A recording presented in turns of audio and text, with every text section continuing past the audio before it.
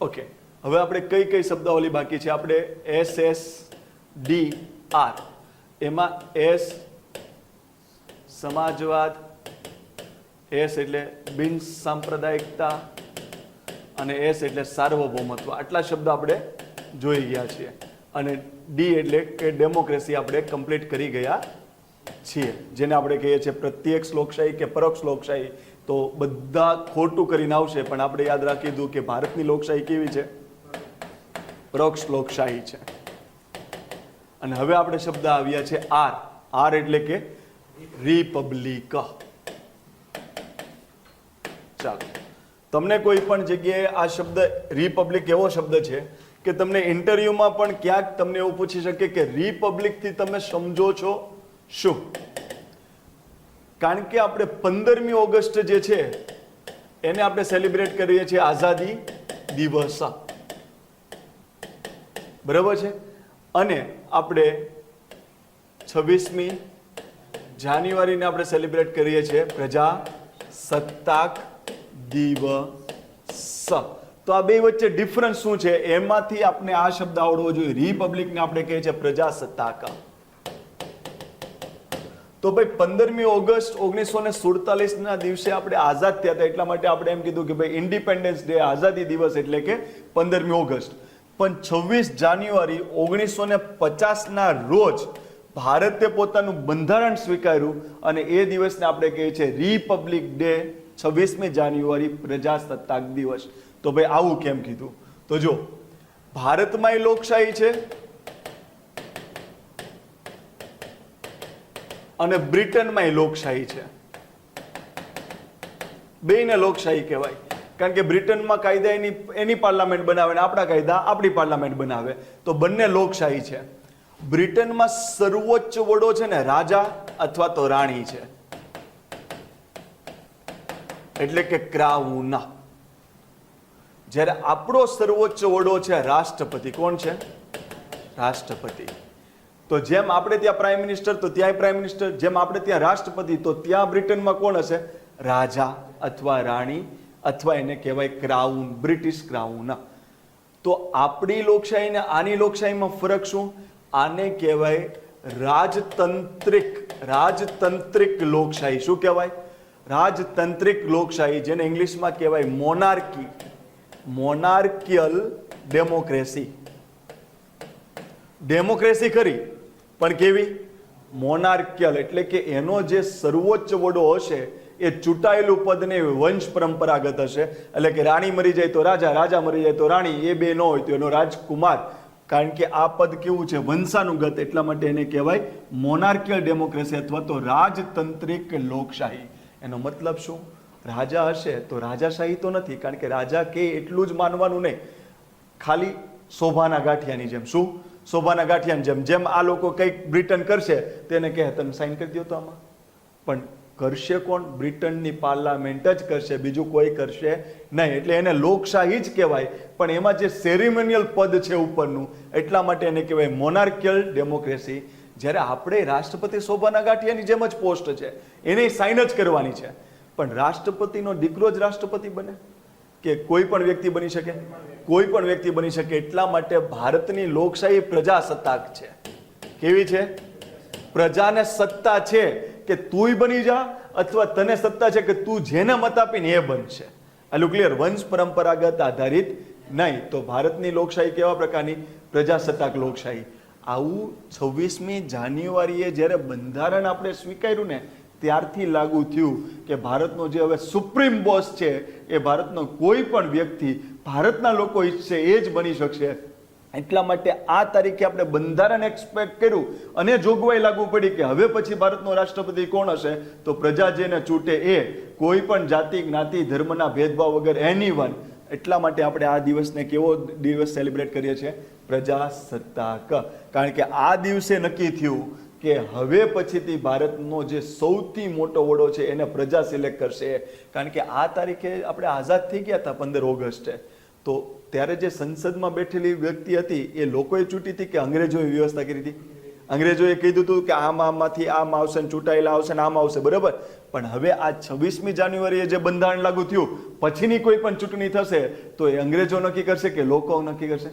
એટલે વાસ્તવિક ભારત આઝાદ થઈ ગયું 26મી જાન્યુઆરીએ, અરે 15મી ઓગસ્ટે 1947, પણ પ્રજાના હાથમાં સત્તા હસ્તાંતરિત ક્યારે થઈ? 26મી જાન્યુઆરી 1950. એટલે આને કહેવાય આઝાદી દિવસ ને આને કહેવાય પ્રજાસત્તાક દિવસ. કાલ સવારે ક્લાસ 1-2 ની તમે તૈયારી કરતા હોય ને ઇન્ટરવ્યુ તમારે આવે ને તમને એમ પૂછે કે આઝાદી દિવસ હતો તો પ્રજાસત્તાક દિવસ કરવાની શું કામ જરૂરિયાત હતી, અથવા તો આ બે દિવસનો અલગ મિનિંગ શું થાય, ત્યારે તમારે એટલું જ કહી દેવાનું છે 15મી ઓગસ્ટ 1947 એટલે ભારતની આઝાદીનો દિવસ. એનો મતલબ એમ કે બ્રિટને શાસન વ્યવસ્થા ભારતને આપી. કોને આપી? ભારતને આપી. અમે તમને શું કરીએ છીએ? આઝાદ. અમે તમને શાસન વ્યવસ્થા બ્રિટન કોને આપે છે? ભારતને. બરોબર છે. બીજી વસ્તુ, પ્રજાસત્તાક દિવસ એટલે શું? ભારતની જે શાસન વ્યવસ્થા છે એ ભારતે કોઈ વ્યક્તિ વિશેષના હાથમાં નથી આપતા, લોકોને હસ્તાંતરિત કરે છે. એટલા માટે આપણે એ દિવસને સેલિબ્રેટ કરીએ છીએ પ્રજાસત્તાક દિવસ. એટલે ભારત એટલે શું? કોઈ રાજા કે કોઈ વ્યક્તિ વિશેષ નહીં, ભારત એટલે ભારતના લોકો. તો ભારતની સત્તા અમે પ્રજાને સોંપીએ છીએ, એટલા માટે એને કહેવાય પ્રજાસત્તાક દિવસ. આટલું પહેલા બધાને ક્લિયર થઈ ગયું? તો ચાલો, રિપબ્લિક થઈ ગયું. હવે આગળ શું આવે? તો આપણે વાત કરી હતી, આપણે સૂત્ર બનાવ્યું હતું SSDR. તો આ થઈ જાય પછી યાદ રાખવાનું, જલે. કોણ જલે? ફિમેલ. તો પછીના શબ્દ કેવા આવતા હતા? JLEF. જે એટલે જસ્ટિસ, L એટલે લિબર્ટી, E એટલે ઇક્વાલિટી એટલે કે સમાનતા, F એટલે ફ્રેટરનિટી એટલે કે બંધુત્તા. હવે આ એક શબ્દ જોઈ લે એટલે આપણે આમુખની તમામે તમામ ટર્મિનોલોજી આપણે અપ ટુ ડેટ કરી દીધી. એની તાકાત હોય ત્યાંથી સવાલ પૂછે, ઇન્ટરવ્યુ પૂછે કે મેઇન્સ પૂછે. બરોબર છે. તમે હમણાં જ GPSC ક્લાસ 1-2 ની મેઇન્સ ગઈ છે, તમે આગળના આપણે જેટલા લેક્ચર ભણાવ્યા તમે જોજો, હું બેઠે બેઠા બંધારણના 5 સવાલમાંથી 2 સવાલ દેખાણા હતા. એક બંધારણનો આદર્શવાદ પૂછાણો હતો. શું પૂછાણો હતો? ક્યારની GPSC ક્લાસ 1-2 ની વાત કરું છું, 2024 ઓક્ટોબર મહિનામાં જે GPSC ક્લાસ 1-2 ની એક્ઝામ લેવાની, એમાં આપણો જે આગળનો લેક્ચર છે એમાં બંધારણનો આદર્શવાદ જે શબ્દ છે એમાંથી સવાલ પૂછાણો. અને બીજો સવાલ એવો પૂછાણો હતો કે બંધારણની લાક્ષણિકતા જણાવો અને એમાંથી કોઈ પણ 5 લાક્ષણિકતાને 40 થી 50 શબ્દોમાં સમજાવો. આપણે લાક્ષણિકતા ભણી ગયા છે ને, લેખિત બંધારણ, સમવાયતંત્ર બંધારણ, જટિલ બંધારણ કે લચીલું બંધારણ, મૂળભૂત અધિકાર છે કે નથી, રાજનીતિ માર્ગદર્શક સિદ્ધાંત છે કે નથી. બરાબર. આ સવાલ પણ GPSC ક્લાસ 1-2 માં પૂછાયો હતો. એટલે એટલું યાદ રાખજો કે કાલ સવારે કોનો ટર્ન આવશે? આમુખ. તમને હળવેક દેખાનું કહી દેશે કે આમુખ વિશે, આમુખની શબ્દાવલી વિશે ચર્ચા કરો. કારણ કે આ વખતે જે GPSC ની પેટર્નમાં કેવું હતું, બધામાં આવું લખ્યું હતું, 5 ને 50 શબ્દોમાં જણાવો. શું? 5, કોઈ પણ 5 શબ્દને 50 શબ્દમાં જણાવો. તો એમ તમને આમુખમાં કરી નાખશે કે આમુખમાં આપેલા કોઈ પણ 5 શબ્દને 50 શબ્દોમાં વિસ્તૃત રીતે સમજાવો. ક્લિયર છે બધાને? તો ચાલો હવે આપણે કોને જોઈએ છે? જો જસ્ટિસ આપણે લીધું છે કયા રાજ્યમાંથી લીધું છે? રશિયા. અને liberty equality in French revolution. આટલું ક્લિયર? ચાલો જસ્ટિસ જોઈએ. લાગશે સિમ્પલ, પણ કેટલું બધું કરવાનું છે જોઈ લો. જસ્ટિસ એટલે ન્યાય. કયા દેશના બંધારણમાંથી લીધું? રશિયા. ત્યારે એ શું કહેવાતું હતું? USSR. સામાજિક ન્યાય, આર્થિક ન્યાય અને રાજકીય ન્યાય. હવે તમારે શું જોવાનું છે? ઇંગ્લિશમાં આને કહેવાય પોલિટિકલ રાઇટ્સ, ન્યાય, justice, economic justice and social justice. તમે કેટલાય આવું સાંભળ્યું છે કે કોઈ મિનિસ્ટ્રી હોય ને, મિનિસ્ટ્રી, એની પાછળ સોશિયલ જસ્ટિસ શબ્દ આવે છે, એવું કેટલાય સાંભળ્યું છે? મિનિસ્ટ્રી ઓફ સોશિયલ જસ્ટિસ, આવું કોઈ સાંભળ્યું છે આમાંથી?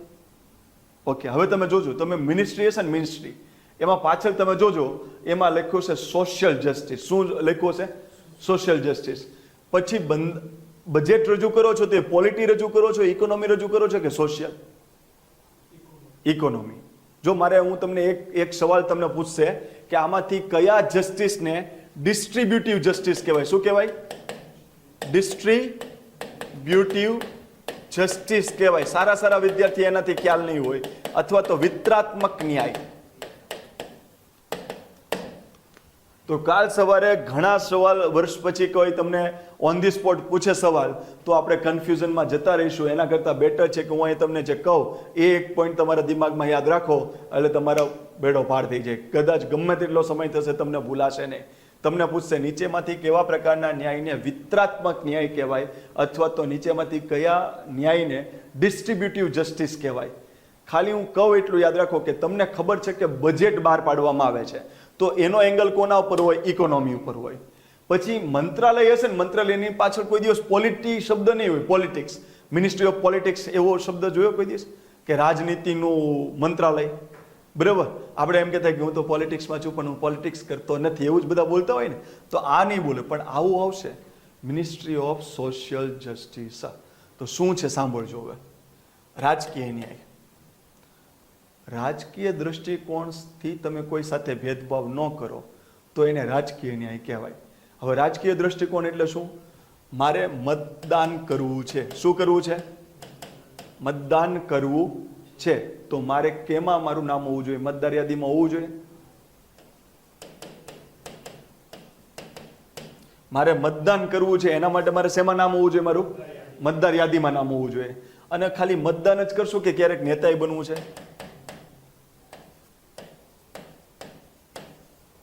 આ ત્રણ દ્રષ્ટિકોણથી આપણે નક્કી થાય રાજકીય ન્યાય. મારે મતદાન કરવું છે, મારે નેતાએ બનવું છે. જો આ ત્રણ વસ્તુ ઉપર કોઈ રેસ્ટ્રિક્શન મૂકવામાં ન આવે તો કહેવાય કે રાજકીય ન્યાય મળેલો છે, પોલિટિકલ જસ્ટિસ મળેલું છે. કેટલાને મારો મિનિંગ સમજાય છે? ક્લિયર? જેમ કે મતદાન કરવું 3 દુ 6 અનુચ્છેદ 326 એમ કહે છે કે કોઈ પણ જ્ઞાતિ, જાતિ, ધર્મમાંથી આવતા હોય, કોઈ પણ લિંગ ધરાવતા હોય, પુરુષ હોય કે સ્ત્રી હો, બરાબર, ભણેલા હોય કે અભણ હો, હિન્દુ હોય કે મુસ્લિમ હો, પાટીદાર હો કે ભરવાડ હો, કોઈ પણ ભેદભાવ વગર તમને મત આપતા કોઈ રોકી શકે નહીં. અનુચ્છેદ 326. તો આ કયો ન્યાય આપે છે? રાજકીય ન્યાય. કે તમને કોઈ જાતિ આધારિત તમને કોઈ મત આપતા રોકી શકે નહીં. એના માટે તમારે પહેલા ક્યાં તમારું નામ હોવું જોઈએ? મતદાર યાદી. પેલા મતદાર યાદીમાં નામ હોય પછી મતદાન આપવા આવે કે પેલા મતદાન દેવાનું પછી યાદીમાં આવે? પેલા યાદીમાં. તો આ 325 બરોબર. આર્ટિકલ 325 શું કહે છે કે કોઈ પણ વિસ્તારની મતદાર યાદી બનાવતા હો તો એમાં કોઈ જ્ઞાતિ, જાતિના આધારે કોઈ વ્યક્તિને બાકાત રાખી શકો નહીં. તમે મતદાર યાદીમાં જેટલા પણ વ્યક્તિ, એમ કીધું હોય કે 21 વર્ષથી વધુ તમે મત આપી શકો, 18 વર્ષથી વધુ મત આપી શકો, તો એ 18 વર્ષના જે પણ જ્ઞાતિ, જાતિ હોય બધાનું નામ મતદાર યાદીમાં હોવું જોઈએ. 325. તમે ડાયરેક્ટ તમારું નામ જો ન લખે તો તમે ડાયરેક્ટ કોર્ટમાં જઈને કહી શકો કે કેમ મારું નામ નથી લેતા? તો કોર્ટ સવાલ પૂછશે કે ભાઈ કેમ તમે એમનું યાદીમાં નામ લે? તો પેલા એમ કહેશે સોરી સાહેબ, અમારી ઈરર હતી, અમે ભૂલી ગયા હતા. તો કે તરત લેવાના નામ. ડન છે બધાને? અને નેતા કોઈ પણ વ્યક્તિ, આ અનુચ્છેદમાં ક્યાંય નથી લખ્યું, પણ કોઈ પણ વ્યક્તિ MLA MP માટે ઊભો રહી શકે છે. અને એ ક્યાં લખ્યું હોય? તો સંસદમાં સંસદ સભ્ય બનવા માટેની ગેરલાયક અને લાયકની જે આપણે જોગવાઈઓ બનશું એમાં એ વસ્તુ આવશે. આટલું ક્લિયર? તો આ વસ્તુ શું સુનિશ્ચિત કરે છે? રાજકીય ન્યાય. આર્થિક ન્યાય કેવી રીતના થાય? જેમ રાજકીય બાબત આધારે કોઈ સાથે ભેદભાવ ન કરવો એને રાજકીય ન્યાય કહેવાય, તો એમ આર્થિક બાબતો આધારે કોઈ સાથે ભેદભાવ ન કરવો એને કહેવાય આર્થિક ન્યાય. સિમ્પલ જ વ્યાખ્યા છે. તો ભાઈ જો આપણા ઘરમાં, આપણા સગા સંબંધીમાં એવું નથી જોતો જેની પાસે વધુ પૈસા હોય એની સાથે તમે આરતી ઉતારો, બરાબર, એ લગ્ન પ્રસંગમાં આવે બીજાના ફોટા પડે કે ન પડે એને તમે ઉભા રહી જાની અરે ફોટા પાડ, આવું આપણે કરીએ છીએ ને. તો એ જનરલી એમ જોવો ને તો એ આર્થિક ન્યાયની અસમાનતા છે કે ભાઈ તમારો સગ્ગો કાકા હશે તો એ તમારા ફોટામાં નહીં હોય, પણ દૂરના કોઈ વ્યક્તિ હશે પણ એ મોટો MLA છે કે બહુ મોટો પૈસાવાળો છે, તમે ઉભા રહીને આમ ફોટો પડાવશો. તો એ તમે શું સુનિશ્ચિત કરે છે? આર્થિક ન્યાયનો અભાવ. કારણ કે તમે એ જે તરફાતરફી કરી એ કોના ઉપર કરી? કે એની પાસે સંપત્તિ છે, કોની પાસે પાવર છે. મિનિંગ મારો સમજાયો? તો આર્થિક ન્યાયની વ્યાખ્યા શું થાય? સંપત્તિ, મૂડી, આવક આધારે મતભેદ ન કરવો. મતભેદ ન કરવો એને કહેવાય આર્થિક ન્યાય. ડન છે. હવે આર્થિક ન્યાય પ્રસ્થાપિત કરવું હોય તો શું કરવું પડે? આર્થિક ન્યાય પ્રસ્થાપિત કરવું હોય તો શું કરવું જોઈએ? કે ભાઈ સંપત્તિ મૂડીથી કોઈની સાથે ભેદભાવ ન કરવાનો, તો શું કરવાનું? સાંભળજો. અનુચ્છેદ 16. અનુચ્છેદ 16 શું કહે છે? કે કોઈ ધર્મ, જ્ઞાતિ, જાતિના ભેદભાવ કર્યા વગર બધાને શું આપવાનો? અવસર આપવાનો. એટલે કે ધારો કે જીપીએસસીની એક્ઝામ લેવાતી હોય તો એમ નહીં જોવાનું કે આ જ્ઞાતિનો અધિકારી બનશે કે નહીં બને, આ ધર્મનો બનશે કે નહીં બને. તમે એક એક્ઝામ કન્ડક્ટ કરી, એમાં બધા વ્યક્તિને ઊભા રાખી દેવાના. બરાબર? તો એને શું કહેવાય? અવસરની સમાન તક, એને કહેવાય આર્થિક ન્યાય પ્રસ્થાપિત કરવો. એની સિવાયનો બીજો, ધ્યાનથી સમજજો, 39 અનુચ્છેદ 39B, અનુચ્છેદ 39C. હું રાજ્ય નીતિ માર્ગદર્શક સિદ્ધાંત તમને આગળ ભણાવીશ ત્યારે હું તમને આનું એકદમ ડિટેલ આપીશ, પણ ખાલી એટલું યાદ રાખો, ઉત્પાદનનું સાધન, ઉત્પાદનનું સાધન, ઉત્પાદનનું વિતરણ, આ બે શબ્દ બહુ મહત્વના છે. ઉત્પાદનનું સાધન. ચાલો, હું મહિને 1 લાખ રૂપિયા કમાઉં છું, તો મારી પાસે ઉત્પાદન છે. ઉત્પાદન કેટલું થયું? 1 લાખ રૂપિયા. એના માટે કાં તો હું ડોક્ટર છું અને કાં તો હું લેક્ચરર છું. કાં તો હું ડોક્ટર છું, કાં તો હું લેક્ચરર છું, અને એના થકી મેં કેટલા લાખ રૂપિયા કમાણા? 1 લાખ. એટલે આને કહેવાય ઉત્પાદનનું સાધન. તો ભાઈ હું ડોક્ટર અને લેક્ચરર છું. ઉત્પાદન શું થયું? તો ભાઈ હું કેટલા રૂપિયા કમાણો? 1 લાખ રૂપિયા કમાણો. ચાલો, આ વસ્તુ કરતાંય અલગથી સમજાવું. જમીન છે. શું છે? જમીન છે.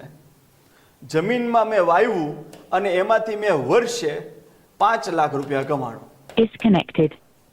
વર્ષે કેટલા કમાણો? 5 લાખ રૂપિયા હું કમાણો. તો મારી પાસે ઉત્પાદનનું સાધન શું છે? જમીન. અને ઉત્પાદન શું છે? 5 લાખ. બરોબર? મારે જો આર્થિક ન્યાય પ્રસ્થાપિત કરવો હોય, શું પ્રસ્થાપિત કરવો હોય?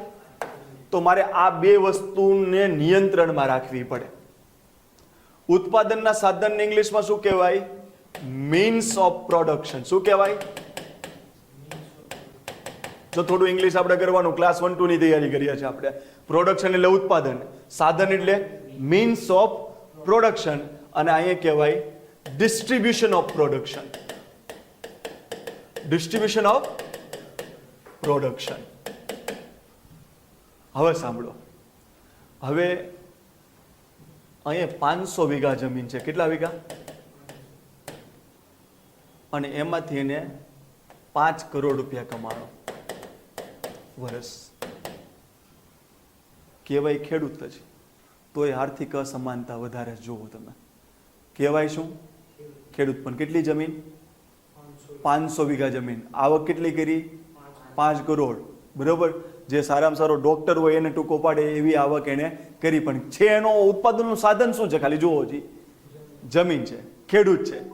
તોય જો એની પાસે સંસાધન વધુ પ્રમાણમાં હોય તો એ સારામાં સારા ડોક્ટરને પણ ટક્કર મારે એવી આવક કરી શકે. એટલે એમાં એમ કહેવામાં આવે આર્થિક ન્યાય માટે કે સંપત્તિ અથવા તો સાધનનું યોગ્ય વિતરણ કરો. એટલે કાયદો બનાવશે ને એમ કહેશે કે ભાઈ મિનિમમ એક વ્યક્તિ મેક્સિમમ 100 વીઘા જમીન રાખી શકે. 100 વીઘાથી વધુ જમીન રાખી શકે નહીં. એટલે વધુ કેટલા થયા? 400 વીઘા. તો 400 વીઘા જમીન લઈ અને જે ગરીબો હોય એને વેચી દે. તો આને કહેવાય સંપત્તિનું સમાન યોગ્ય વિતરણ. કેટલાને મારો મિનિંગ સમજાય? તો આ 100 વીઘા રહ્યો તો કઈ ગરીબ તો નથી થઈ જવાનો.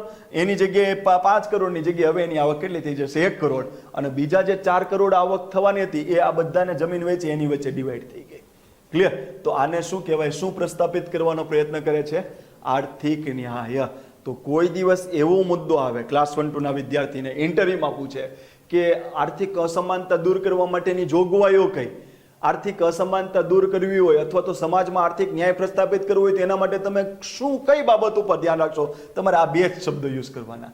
ઉત્પાદનનું સાધન શું છે અને ઉત્પાદનનું વિતરણ કેવી રીતના છે. ચાલો, ડોક્ટર તો કઈ મને ફાડીને તો નહીં કરાય, ડોક્ટર શું તો મને ફાડી તો નહીં નાખે, તો હવે ઉત્પાદનનું સાધન ડોક્ટર છે, તો પછી મારે એમાં કેમ કરવાનું?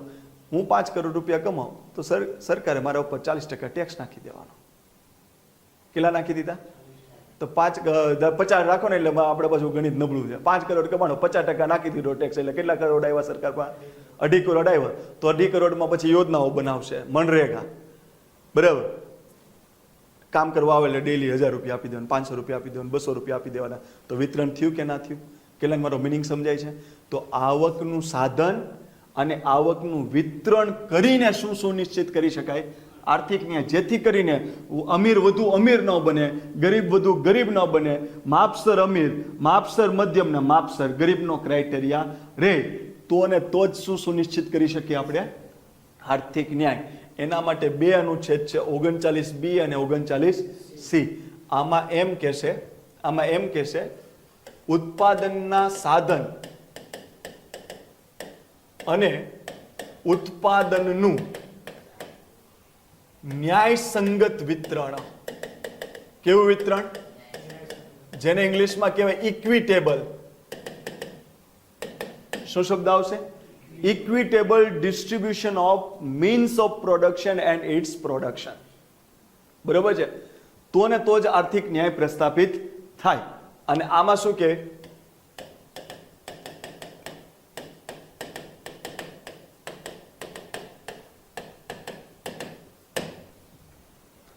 સંપત્તિનું સંકેન્દ્રણ થવા દેવું નહીં. મને કહો, તમને એટલી ખબર પેલા ઉત્પાદનનું એનું વિતરણ કરાય તો આ ન થાય. કેટલાને સમજ પડે છે? પેલા આ આવે ને પછી આ આવે. આ 2 અનુચ્છેદો આપણે ડિટ્ટો ટુ ડિટ્ટો આવડવી જોઈએ. કેટલાને ડન થઈ ગયું અહીંયા સુધી? તમે જો આને કંટ્રોલમાં કરો ને તો આ ન થાય. ક્લિયર? તો આમાં શું આવશે? સાધન બાધન બધા પાસે નહીં જવા દેવાનું, એનું વિતરણ કરી દેવાનું, તો સંપત્તિનું એક જગ્યાએ કેન્દ્રીકરણ થશે નહીં. કેટલાને આ શબ્દ સમજાઈ ગયો? હવે મને ખાલી કહો, સીલિંગ એટલે શું થાય? સીલિંગ એટલે છત. હું તમને એમ કહું, તમારા ઉપર સીલિંગ મૂકી દીધી, તમારા ઉપર છત મૂકી દીધી, એના ઉપર જઈ શકો? ના જઈ શકો. તો આવો એક્ટ આવે, લેન્ડ સીલિંગ એક્ટ. શું આવે? તો દરેક રાજ્ય શું બનાવતું હોય? Land ceiling act. એ અનુસાર, કારણ કે જમીન છે, જમીન એ રાજ્ય યાદીનો વિષય છે. કોનો વિષય છે? એટલે એમાં કાયદો કોણ બનાવે? રાજ્ય. શું કામ? હવે જોજો, સાંભળજો. Land ceiling act. લેન્ડ એટલે જમીન, સીલિંગ એટલે છત. એટલે રાજ્ય એવો કાયદો બનાવે કે લેન્ડ સીલિંગ એક્ટ, એમાં એવું કહે કે આટલા વીઘાથી વધુ જમીન હોવી જોઈએ નહીં. જો હશે તો રાજ્ય એનું હસ્તાંતરણ કરશે અને એ રાજ્યમાં જેની પાસે જમીનની હોય એવા લોકોને જમીન ડિસ્ટ્રીબ્યુટ કરશે. તો આવા એક્ટ દરેક રાજ્ય બનાવતા હોય, પણ બધાની લેન્ડ સીલિંગ અલગ અલગ હશે. શું કામ? આપણી જે જમીન 5 વીઘામાં જે ઉત્પાદન થતું હોય, રાજસ્થાનની રણવાળી જમીનમાં 5 વીઘામાં થાય છે. કેટલાનો મારો મિનિંગ સમજાય છે? અને રાજ્યમાં રેન્જ હોય કે આ વિસ્તારમાં એટલા વીઘા લેન્ડ સીલિંગ ગણવાના. કેમ? કારણ કે વિચાર કરો કે અમુક આપણા ગુજરાતમાં જ અમુક, ધારો કે રાજ્ય અમુક ભાગની જમીન એવી હશે કે એમાં વર્ષે 1 પાક થતો હોય, અને અમુક જગ્યા એવી હશે કે ત્યાં વર્ષે કેટલા પાક થતા હોય? 2. તો ધારો કે એક વિસ્તારની 3 વીઘા જમીન હોય તો બીજા વિસ્તારની 15 વીઘા જમીન જેવું થતું હોય. તો એમ કહે છે કે ભાઈ ગુજરાતમાં આ વિસ્તાર હોય તો એની લેન્ડ સીલિંગ એક્ટ આ, અને આ વિસ્તાર હોય તો એની લેન્ડ સીલિંગ એક્ટ આ. કેટલાને મારો મિનિંગ સમજાય છે? પાક્કું? તો મને કહો, લેન્ડ સીલિંગ એક્ટ લાવવો એ કયા પ્રકારનું ન્યાય? આર્થિક ન્યાય. સંપત્તિ પછી તમને એમ પૂછશે કે ટેક્સ લગાવો, લોકો ઉપર ટેક્સ લગાવો, એ પોલિટિકલ જસ્ટિસ છે, ઇકોનોમિક જસ્ટિસ છે કે સોશિયલ જસ્ટિસ છે? Economic justice. ટેક્સ ગરીબ ઉપર લાગે, અમીર ઉપર લાગે, તો એના પૈસા લઈ લીધા એટલે સંપત્તિનું શું કર્યું? ડિવિઝન કર્યું. એટલે સંકેન્દ્રણ થવા દેશે નહીં. કેટલા ડન?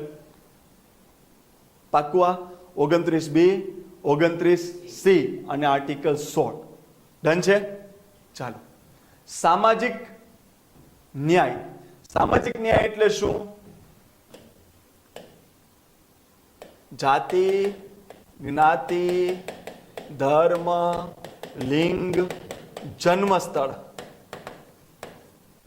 બરોબર, એના આધારિત સામાજિક મતભેદો નહીં, એના આધારે સામાજિક મતભેદો નહીં કરવાના કે આ જાતિનો વ્યક્તિ હોય તો આને પાણી પીવાનું, આને નહીં પીવાનું, આને મંદિરમાં આવવાનું, આને નહીં આવવાનું, આને સરકારી જોબ આપવાની, આને નહીં આપવાની, આને શું કહેવાય, આને આપણા સોસાયટીમાં રહેવા દેવાનું, નહીં રહેવા દેવાનું, એવો ભેદભાવ તમે કરી શકો નહીં. આ બેઝ ઉપર તો એને કહેવાય સામાજિક ન્યાય. પણ મને કહો, એસસી, એસટી અને ઓબીસી આ ત્રણેય સમાજનું સામાજિક અને શૈક્ષણિક રીતે, હું લેક્ચરમાં છું પછી વાત કરું, સામાજિક અને શૈક્ષણિક રીતે પછાત છે કે નહીં? ઓકે, તો મને કહો, આમના ઉપર કોઈક રીતે સમાજમાં બંધનો હતા કે નહોતા? કે આમને ધારો કે આપણા એસટી મિત્રો હોય, આપણે એસસી મિત્રો હોય તો એને કીધું હોય કે મંદિરમાં પ્રવેશવા દેવા, ન પ્રવેશવા દેવા. પછી દરેક ધર્મમાં એવું નથી કે દલિત અને શોષિતોનો આ જ ધર્મએ પેલું કર્યું છે. દરેક ધર્મમાં એની સાથે કોઈક ને કોઈક છૂઆછૂતનો ભોગ એક કા બીજી રીતના થતા હતા. તો મને કહો, એ સામાજિક ન્યાય કહેવાય કે ન કહેવાય? ન કહેવાય. કારણ કે તમે પર્ટિક્યુલરી જાતિ, જ્ઞાતિ આધારિત તમે એની સાથે શું કર્યો? ભેદભાવ કરવામાં આવ્યો. જો એને તમે દૂર કરો તો જ તમે શું સ્થાપિત કરી શકો? સામાજિક ન્યાય પ્રસ્થાપિત કરી શકો. તો મને કહો, એસસી, એસટી ને ઓબીસી રિઝર્વેશન છે તો એ ભેદભાવ જ કહેવાય, ભેદભાવ જ કહેવાય. પણ એની આગળ શબ્દ શું લાગે? હકારાત્મક ભેદભાવ. કેમ? કારણ કે એક માને બે દીકરા હોય તો નાના દીકરાની તરફેણ કરતી હોય તો શું મા બાપ ભેદભાવ કરે? કોઈ દિવસ કરે? પણ એની માને ખબર હોય કે મોટો દીકરો હોશિયાર છે, થોડો બળિયો છે, એને કદાચ 10 વીઘામાંથી એને ખાલી 4 વીઘા આપું તો એ એનું કરી ખાહે. પણ આ નાનો દીકરો થોડો ભણવામાં નબળો છે, થોડો બળિયો ઓછો છે, તો આને મારે 6 વીઘા જમીન દેવી. તો શું મા બાપ કોઈ દિવસ એના બે દીકરા વચ્ચે ભેદભાવ કરે? ન કરે. તો ભારત માતા પણ કોઈ દિવસ ભેદભાવ કરે નહીં, નહીં ને નહીં. પણ એસસી, એસટી ને ઓબીસી ને રિઝર્વેશન શું કામ? તો ભાઈ, સમાજની જે મુખ્ય ધારા હતી એમાં એ સામાજિક અને શૈક્ષણિક રીતે પછાત છે, તો થોડી એની ફેવર કરવામાં આવે, થોડો એનો ભેદભાવ કરવામાં આવે કે જેથી કરીને એ સમાજના બીજા પ્રવાહ સાથે ઊભા થઈ શકે. એટલા માટે એને કહેવાય હકારાત્મક ભેદભાવ. ભેદભાવ કર્યો જ કહેવાય, પણ એનું મોટિવ કોઈને નુકસાન પહોંચાડવાનું નથી. શું પહોંચાડવાનું છે? પોઝિટિવ એની ઇમ્પેક્ટ પાડવાની છે. એટલા માટે એને કહેવાય ભેદભાવ. તમને ઇન્ટરવ્યુમાં પૂછે કે એસસી, એસટી, ઓબીસી રિઝર્વેશન આપવું એ એક પ્રકારનો ભેદભાવ ન કહેવાય? તો તમારે કે ના ના ના ના, ન કહેવાય સાહેબ, એમ નહીં કરવાનું. કહેવાનું હા ભેદભાવ કહેવાય, પણ સાહેબ એ નેગેટિવ ડિસ્ક્રિમિનેશન નથી, એ પોઝિટિવ ડિસ્ક્રિમિનેશન છે. એનાથી જે લોકો વંચિત રહી ગયા છે, શોષિત રહી ગયા છે, તો ભારતને સમરસ બનાવવા માટે એમને થોડી છૂટછાટ આપવામાં આવે છે, જેથી કરીને સમાજના મુખ્ય પ્રવાહોમાં આવી શકે. ડન છે બધાને? મને કહો, આની વહેંચણી કરવી પડે છે? બધા નાને આપશું, નાને આપશું ને એવું કરવું પડશે? સંપત્તિની વેચવી પડે, આને પણ વેચવી પડે. તમે રિઝર્વેશન આપ્યું તો શું કર્યું? વેચણી કરી કે ભાઈ 100 પોસ્ટમાંથી 20 પોસ્ટ તો આ જ લોકોને આપવાની છે. એટલા માટે આ બેયને ડિસ્ટ્રીબ્યુટિવ જસ્ટિસ કહેવાય. એનું તમારે ડિસ્ટ્રીબ્યુશન કરવાનું છે, એને તમારે વેચવાનું છે. કેટલાનો મારો મિનિંગ સમજાઈ ગયો? આટલું ક્લિયર છે? તમારી ઇકોનોમિક જસ્ટિસ એટલે શું? સંપત્તિ એક પાસે 500 વીઘા હતી, એમાંથી 400 લઈ લીધી ને પછી વેચી કે ભાઈ તારે આ, બરાબર. સામાજિક ન્યાય પોસ્ટ હતી અમુક, બરાબર, એમાં અમુક લોકોને સપોર્ટ કરવાનો હતો તો એને આપ્યું.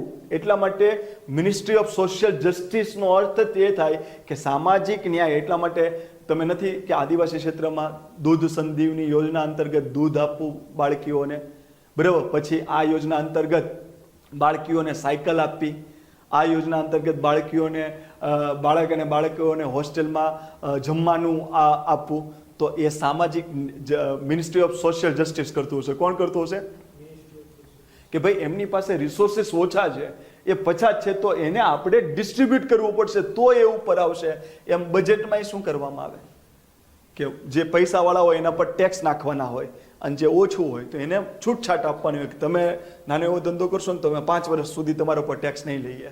અને જે મોટી કંપની હશે તેમ કહેશે કે આના પર તો ટેક્સ લેશો ને સેસ લેશો એના ઉપર. કેટલાને એટલું ક્લિયર છે?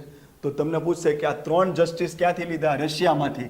રાજકીય જસ્ટિસની અનુચ્છેદ કઈ, ઇકોનોમિક જસ્ટિસની અનુચ્છેદ કઈ, સોશિયલ જસ્ટિસની અનુચ્છેદ કઈ? બરાબર છે. આમાં હું તમને આપી દઉં છું, આપણે મૂળભૂત અધિકારમાં ભણશું. આર્ટિકલ 15 અને આર્ટિકલ 16, ખાસ આર્ટિકલ 17 ને આર્ટિકલ 18, ખિતાબોની નાબૂદી. એટલે કોઈ પણ વ્યક્તિ રાજકીય માહોલમાં આવે જીવી શકે નહીં, કારણ કે we are living in democracy. એટલે કોઈ ખિતાબ ભલે એનું સેરેમોનિયલ પદ હશે કે ભાઈ આના રાજા, પણ હવે એ કોઈ જાતની એની સુપ્રીમસી આ સમાજ વ્યવસ્થામાં બતાવી શકે નહીં. કેટલાને સુધી ક્લિયર? 15, 16, 17 ને 18. અને આ બેને સંયુક્ત રીતે કહેવાય ડિસ્ટ્રીબ્યુટિવ જસ્ટિસ, જેનો ગુજરાતી થાય વિતરાત્મક ન્યાય. ડન છે બધાને? ચાલો હવે આગળ. જસ્ટિસ પછી શું આવે? લિબર્ટી, એટલે કે સ્વતંત્રતા. ક્યાંથી આપણે લીધી? ફ્રેન્ચ રિવોલ્યુશનમાંથી. લિબર્ટીમાં આપણે 5 શબ્દ જોયા હતા. કેટલા જોયા હતા? યાદ છે ને? મને વિચાર આવ્યો એટલે કે થોટ, એને મારે શું કરવાનું છે? એક્સપ્રેશન. બરાબર. પછી મને ફેથ થઈ, પેલા બિલીફ આવે. મને માન્યતા છે. શું છે? અને એ માન્યતા વધુ મજબૂત થાય તો મને એમાં શું થાય? શ્રદ્ધા. અને પછી એની શું કરવા મળીશ?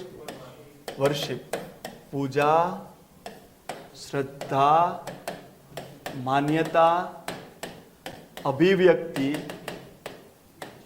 અને થોટ એટલે વિચાર. આની મારે શું જોઈએ છે?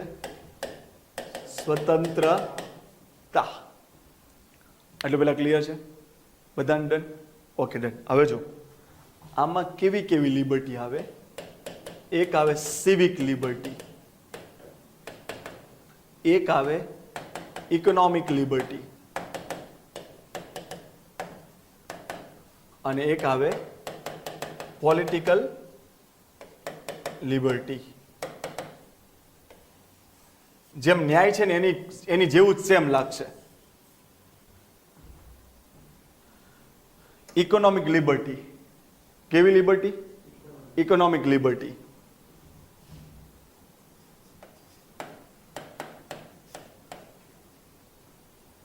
આર્ટિકલ 16. આર્ટિકલ 16 એ શું કીધું? અવસરની બધાને સમાનતા. તો મને કહો, આમાં તમને ઇકોનોમિક લિબર્ટી મળી ગઈ કે ભાઈ મને અવસરની સમાનતા છે, કે ભાઈ મારે જે પ્રમાણે અવસર જોતો હોય એ પ્રમાણે હું મારી રીતના ઇકોનોમિક એક્ટિવિટી હું કરી શકું. પછી આર્ટિકલ 19. આર્ટિકલ 19 જેમાં વાણી સ્વતંત્રતા બધી છે, એમાંની એક સ્વતંત્રતા એ છે કે તમને જે ઈચ્છા હોય એ પ્રોફેશન તમે કરી શકો છો. ક્લિયર છે? મારે ડોક્ટરી, બરાબર. પછી હા, પછી જે પ્રોફેશનલ કોર્સીસ હોય અને ટેકનિકલ કોર્સીસ હોય એના માટે નોલેજ મસ્ટ. એના માટે નોલેજ મસ્ટ. બરાબર? સમજ પડે છે ને? કે સોનીનો ધંધો હું કરી શકું, લોહારનો ધંધો કરી શકું, પણ પછી મારે વકીલ બનવું હોય તો મારે એનું ભણવું પડે ટેકનોલોજી. પછી મારે ડોક્ટર કરવું હોય તો ભણવું પડે. પછી ઊંટ વેદમાં તમે કોઈકનું ઓપરેશન કરવા જાઓ મરી જાય તો એમ ચાલે નહીં. બરાબર? બાકી દરેક વ્યક્તિને પ્રોફેશનની છૂટ છે. મારે ડોક્ટર બનવું હોય, કોઈ XYZ નથી, બની શકે ને. કંઈ કોઈ જ્ઞાતિ જાતિથી થોડું એને ના પાડી શકે, પણ એના માટે શું કરવું પડે? ભણવું પડે. અને જેમાં ટેકનિકલ નોલેજ નથી જોતું તો એમાં ગમે તે હું સલૂનેય નાખી શકું, હું સોનીનો ધંધોય કરી શકું, હું કરિયાણુંય કરી શકું. કેટલાને મારો મિનિંગ સમજાય છે? તો આ પણ કેવી લિબર્ટી કહેવાય? ઇકોનોમિક લિબર્ટી કહેવાય. બરાબર છે? એમ પોલિટિકલ લિબર્ટીમાં પેલું જ આવશે, મત મારે જેને આપવો એને આપવો. જો સાંભળજો, રાજકીય ન્યાય એટલે શું? મને મત આપવાનો અધિકાર આપ્યો.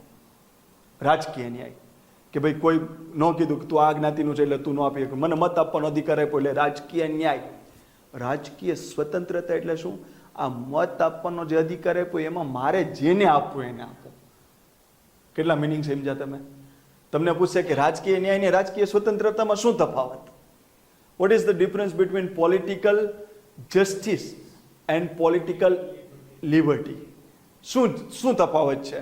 તો તમારે એટલું જ કહેવાનું કે સાહેબ મને આર્ટિકલ 326 2માં લાગુ પડશે. આર્ટિકલ 326 એ મને મત આપવાનો અધિકાર આપ્યો છે, એટલે મને રાજકીય ન્યાય મળી ગયો કે મને કોઈ રાજકીય રીતે રોકી નહીં શકે કે હું મત આપી શકું કે ના આપી શકું. પણ એ જ પાછી મને એક લિબર્ટી પણ મળે છે કે મારે મત આપવાનો અધિકાર કોને કરવો, મારે આ ભાઈને આપવો કે આ ભાઈને, એ મારા પર કોઈ દબાણ કરી શકે નહીં. તો એ કહેવાય પોલિટિકલ લિબર્ટી આપવી. ક્લિયર? ઇકોનોમિક લિબર્ટી આપવી. મને અવસરની સમાનતા મળે છે એટલા માટે મને એટલે કે આર્થિક ન્યાય મને મળી ગયો. પણ મારે એ સમાનતામાં મારે શું કરવું છે? મારે તીનપત્તી રમવું છે, બરાબર? મારે ટમેટા વેચવા છે, મારે જે વેચવું છે એ મારી ઇકોનોમિક લિબર્ટી છે. કેટલા ને સુધી ક્લિયર? બરાબર છે. એવી રીતના એક યાદ રાખજો, 39D કરીને છે. 39D. ડી એટલે ધવલ, યાદ રાખજો. શું યાદ રાખજો? ડી એટલે ધવલ. અને ધવલ એમ કહે છે કે સ્ત્રી અને પુરુષ સમાન કામ કરે તો સમાન વેતન મળવું જોઈએ. ધવલ એમ કહે છે કે સ્ત્રી પુરુષ સમાન કામ કરે તો સમાન વેતન મળવું જોઈએ. તો એ પણ શું સુનિશ્ચિત કરશે? Economic liberty. કે ભાઈ બધાને સ્વતંત્રતા હોવી જોઈએ, સમાન કામ, સમાન વેતન અને એની ઈચ્છા મુજબનું કામ. ડન છે. સિવિક લિબર્ટી એટલે આને કહેવાય આર્થિક સ્વતંત્રતા, રાજકીય સ્વતંત્રતા, આને કહેવાય નાગરિકીય સ્વતંત્રતા. આર્ટિકલ 14, 15, 16, 17 ને 18 આ બધી કઈ લિબર્ટીની વાત કરશે? Civic liberty. હું તમને ખાલી અત્યારમાં કહી દઉં છું, હમણાં આપણે મૂળભૂત અધિકાર ભણશું ત્યારે બધું આવશે. 18 આવશે. 18 એમાં ખિતાબોની નાબૂદી આવશે. શું આવશે? 17માં આવશે અસ્પૃશ્યતા નહીં કરવાની ભાઈ. 16માં આવશે અવસરની સમાનતા. આમાં આવશે સમાનતા અને આવશે કાયદાનું શાસન. મને કહું, હું એમ કહી દઉં કાયદા ઉપર કોઈ નહીં, કાયદા ઉપર કોઈ નહીં, સૌથી ઉપર કાયદો ને એનું શાસન. તો મને કોઈ વ્યક્તિ એમ કહે કે હું ફલાણો છું એટલે મને આવો લાભ, તરત જ શું કહેશે? કાયદા ઉપર કોઈ નહીં. એટલે કાયદા ઉપર કોઈ નહીં એટલે કાયદાની નીચે તમે બધા કેવા છો? સમાન. તો કાયદાનું શાસન. 15માં શું કીધું? આ બે સમાનતા સમાનતા. 15માં 16માં સમાનતા સમાનતા. પણ 15માં એવું કે કોઈ જાતિ જ્ઞાતિ આધારે કોઈ ભેદભાવ નહીં કરવાના, એટલે એમાં બધું આવી ગયું.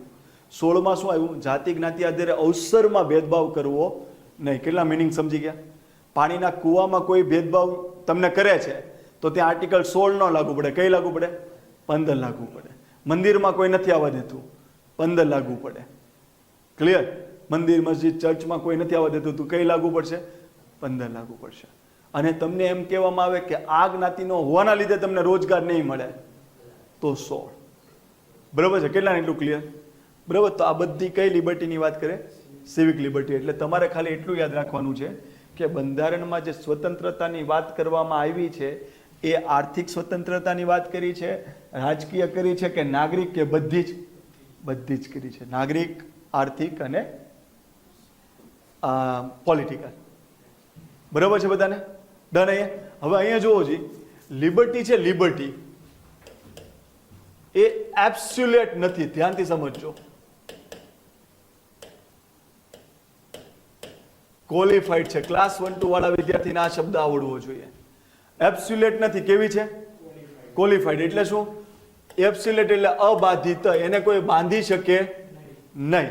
એટલે હું આ વાણી સ્વતંત્રતા મને મળે થોટની, એટલે હું ગમે તેમ ગાળો બોલું અને મને કોઈ આવીને એમ કહે કે તું ગાળો કેમ બોલશો? તમે કહો ના ના મારી વાણી સ્વતંત્રતા છે, ગાળ તો હું બોલી શકું, તને દઉં લે. એમ ચાલે?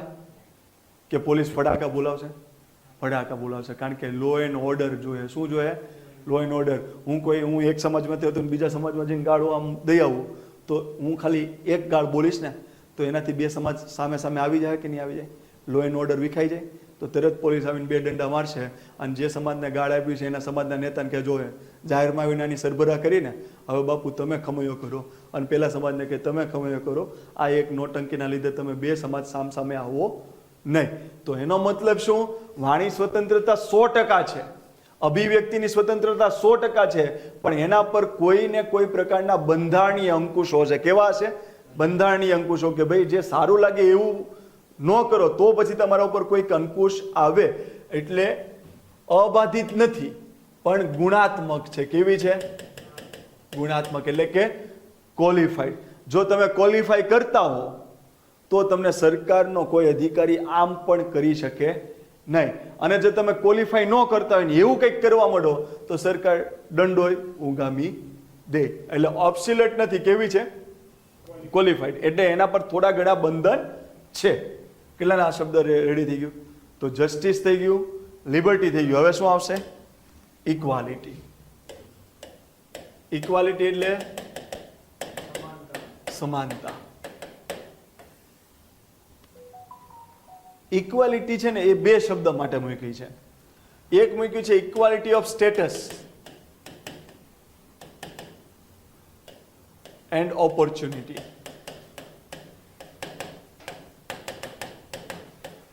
પછી સમાનતા, તો સ્ટેટસમાં સમાનતા અને ઓપોર્ચ્યુનિટીમાં સમાનતા. તો ઓપોર્ચ્યુનિટીમાં કઈ આર્ટિકલ મૂકી છે? 16. અને સ્ટેટસમાં કઈ મૂકી છે? 18. 17. અસ્પૃશ્ય તમે ક્યારે ગણો? જ્યારે તમારી સ્ટેટસનું હોય તો, કે નીચે હોય તો? તો એમાં એવો જ ખ્યાલ છે ને, તો મારું સ્ટેટસ આ ને તારું સ્ટેટસ આ. કાંઈ નથી ભાઈ, કાંઈ નથી. તું ગમે તેવો હોય, 500 કિલોમીટર દૂર જા, તને કોઈ ભોજ્યો ભગતે ઓળખશે નહીં, પણ તું ભારતીય કહે તો તને ઓળખશે. તો બહુ જાતિ જ્ઞાતિ બહુ કરવું નહીં. આપણે શું છીએ? ભારતીય છે. શું છે? ભારતીય. તો આર્ટિકલ 17 જે કહે છે અસ્પૃશ્યતા નહીં, તો એ સ્ટેટસની સમાનતાની વાત કરે છે, કે આપણે બધા સ્ટેટસમાં કહીએ છીએ સમાન છીએ. આર્ટિકલ 18 કોઈ ખિતાબ નહીં, કોઈ ખિતાબ નહીં, કે આ રાજા પેલા રાજા એવો કોઈ ખિતાબ નહીં. અને હોય તો એ સેરિમોનિયલ પોસ્ટ છે, એનાથી તમને કોઈ વિશેષ અધિકાર ભારતમાં મળશે નહીં. ભારતમાં રાજા અને રંક બધા એક, કારણ કે લોકશાહી છે. શું છે? લોકશાહી છે. એમાં કોઈ ઉપરવટ નહીં. તો 18 અને 17 એ શેનું સ્ટેટસ આપે છે? સ્ટેટસની સમાનતા. ઓપોર્ચ્યુનિટી આર્ટિકલ 16 અંતર્ગત તમે કોઈ વ્યક્તિને રોકી શકો નહીં. અને ઉલટાનું SC ST ને OBC ના બાળકો હોય, ધારો કે એ પાછળ છે, તો એના માટે પોઝિટિવ ડિસ્ક્રિમિનેશન. શું?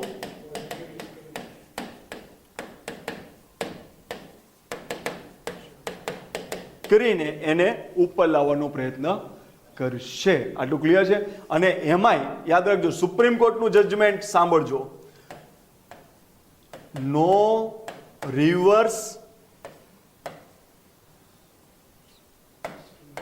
ડિસ્ક્રિમિનેશન. આ શબ્દ યાદ રાખજો. જ્યારે કોઈ પણ રિઝર્વેશનની વાત કરવામાં આવે ત્યારે રિઝર્વેશનમાં હંમેશા શું કહેતા હોય કે ભાઈ રિઝર્વેશન આ, પણ જ્યારે રિઝર્વેશન એક લેવલથી વધુ માંગ થતી હોય ત્યારે સુપ્રીમ કોર્ટ આ શબ્દ મૂકે છે, નો રિવર્સ ડિસ્ક્રિમિનેશન. એટલે શું? ધારો કે સમાજની વ્યવસ્થા એવી હતી કે આ લોકોને ઉચ્ચારનું સ્થાન મળ્યું હતું ને આમને નીચે રાખવામાં આવ્યા હતા, તો ભારતની બંધારણ વ્યવસ્થામાં એવી જોગવાઈ કરવામાં આવી કે આપણા આ બાળકો પણ આ લેવલે પહોંચે,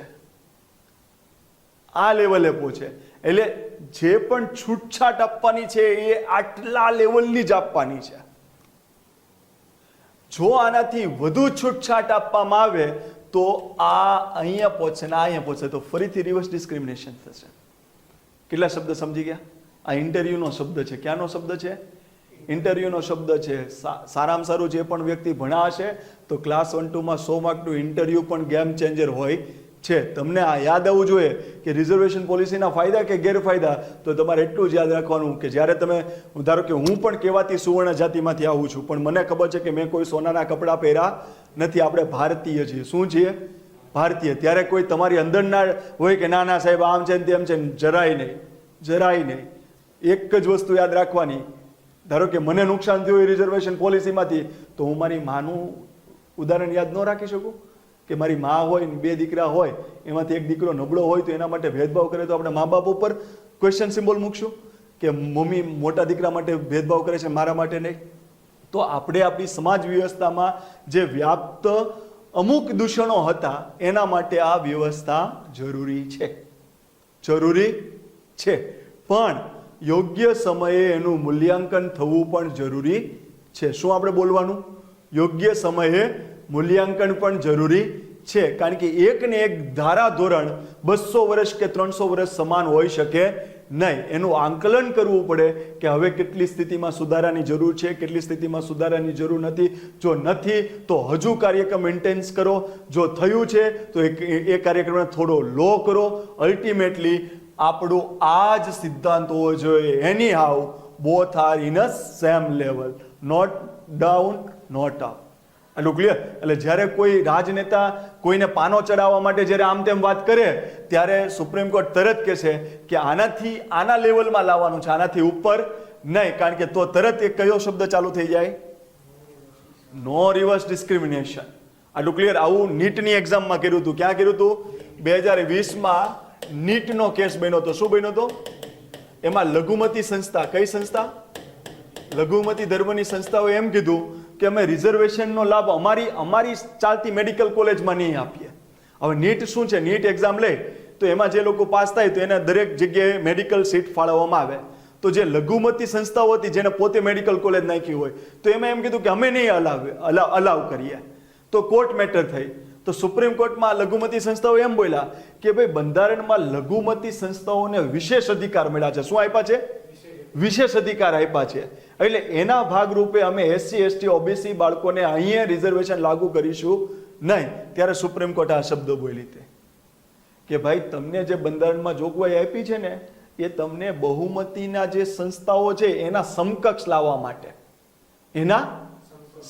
લાવવા માટે, એનાથી ઉપરવટ કે થવા માટે નહીં. તો ભાઈ જે સંસ્થાઓ બહુમતી ચલાવે છે ને એમાં SC ના બાળકને એડમિશન મળે છે, ST ના બાળકને મળે છે ને OBC ના મળે છે, તો તમે અહીંયા લઘુમતીનો મોરચો પહેરીને તમે એમ ના કહી શકો કે અમારી સંસ્થામાં મળશે નહીં. તો આ શું થયું? નો રિવર્સ ડિસ્ક્રિમિનેશન, કે બહુમતી વાળા કરતા તમને વિશેષ લાભ મળે નહીં. એના માટે આ શબ્દ યુઝ કર્યા હતા. નીટ 2020 સુપ્રીમ કોર્ટ લઘુમતી સંસ્થામાં આ શબ્દ બોલ્યા હતા, નો રિવર્સ ડિસ્ક્રિમિનેશન. એટલે કે તમારી શૈક્ષણિક સંસ્થાઓમાં પણ SC ST OBC બાળકની રિઝર્વેશન પોલિસી લાગુ પડશે ને પડશે જ. કેટલાના વસ્તુ ક્લિયર થઈ ગઈ? તો ઇક્વાલિટી આખો શબ્દ સમજાઈ ગયો તમને કે કોને કહેવાય સ્ટેટસ, કોને કહેવાય ઓપોર્ચ્યુનિટી, અને એના સંબંધિત એટલી બાબતો આપણા જહેનમાં હોવી જોઈએ. ડન છે? આગળ ચાલો. ઇક્વાલિટી જલ એ ફ. હવે શું આવશે? Fraternity, બંધુતા, French revolution. બંધુતા. ઓકે, બંધુતામાં બે એંગલ મૂક્યા છે. ભાઈ ભાઈચારો શું કામ રાખવો? બંધુતામાં કેટલા એંગલ મૂક્યા છે? બે એંગલ મૂક્યા છે. એક એંગલ મૂક્યું છે dignity of individual. Dignity of individual એટલે વ્યક્તિગત ગૌરવ પૂર્ણતા. ભાઈ તમારે બંધુતા એટલા માટે જાણવવી છે કે વ્યક્તિત્વ ગૌરવ. હું તમારી સાથે ભાઈચારો રાખતો હોઉં તો હું તમારું અપમાન કરું, તમારું ગૌરવ કરું, પણ હું તમને મારાથી હીન ગણું, બરાબર, ભાઈચારો ન રાખું, બંધુતા ન રાખું, તો હું તમારું વાતમાં શું કરીશ? અપમાન. તો જે બંધારણમાં શબ્દ મૂક્યો છે ફ્રેટર્નિટી, એ જ આમુખમાં બે શબ્દ મૂક્યા છે. એક છે ડિગ્નિટી ઓફ ઇન્ડિવિડ્યુઅલ અને એક છે unity and integrity of nation.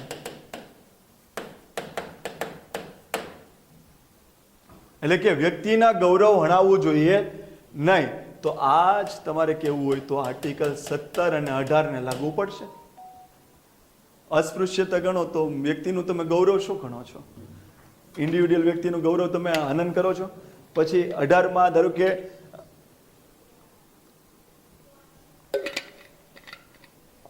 રાજાને તમે રાજાશાહીને તમે જરાય ખરાબ ના કહી શકો, કારણ કે એ જ રાજાશાહી આપણે કૃષ્ણકુમારસિંહજી મહારાજ આપ્યા, એ જ રાજાએ આપણે ભગવતસિંહજી મહારાજ આપ્યા ગોંડલના, કે જેમાં જોવે કે વ્યક્તિઓને વટે માર્ગું જાય છે, એ બિચારા થાકી જાય છે, તો એ રાજા એ સમયમાં રસ્તા ઉપર બાકડા બનાવ્યા હતા. ક્યાં બનાવ્યા હતા?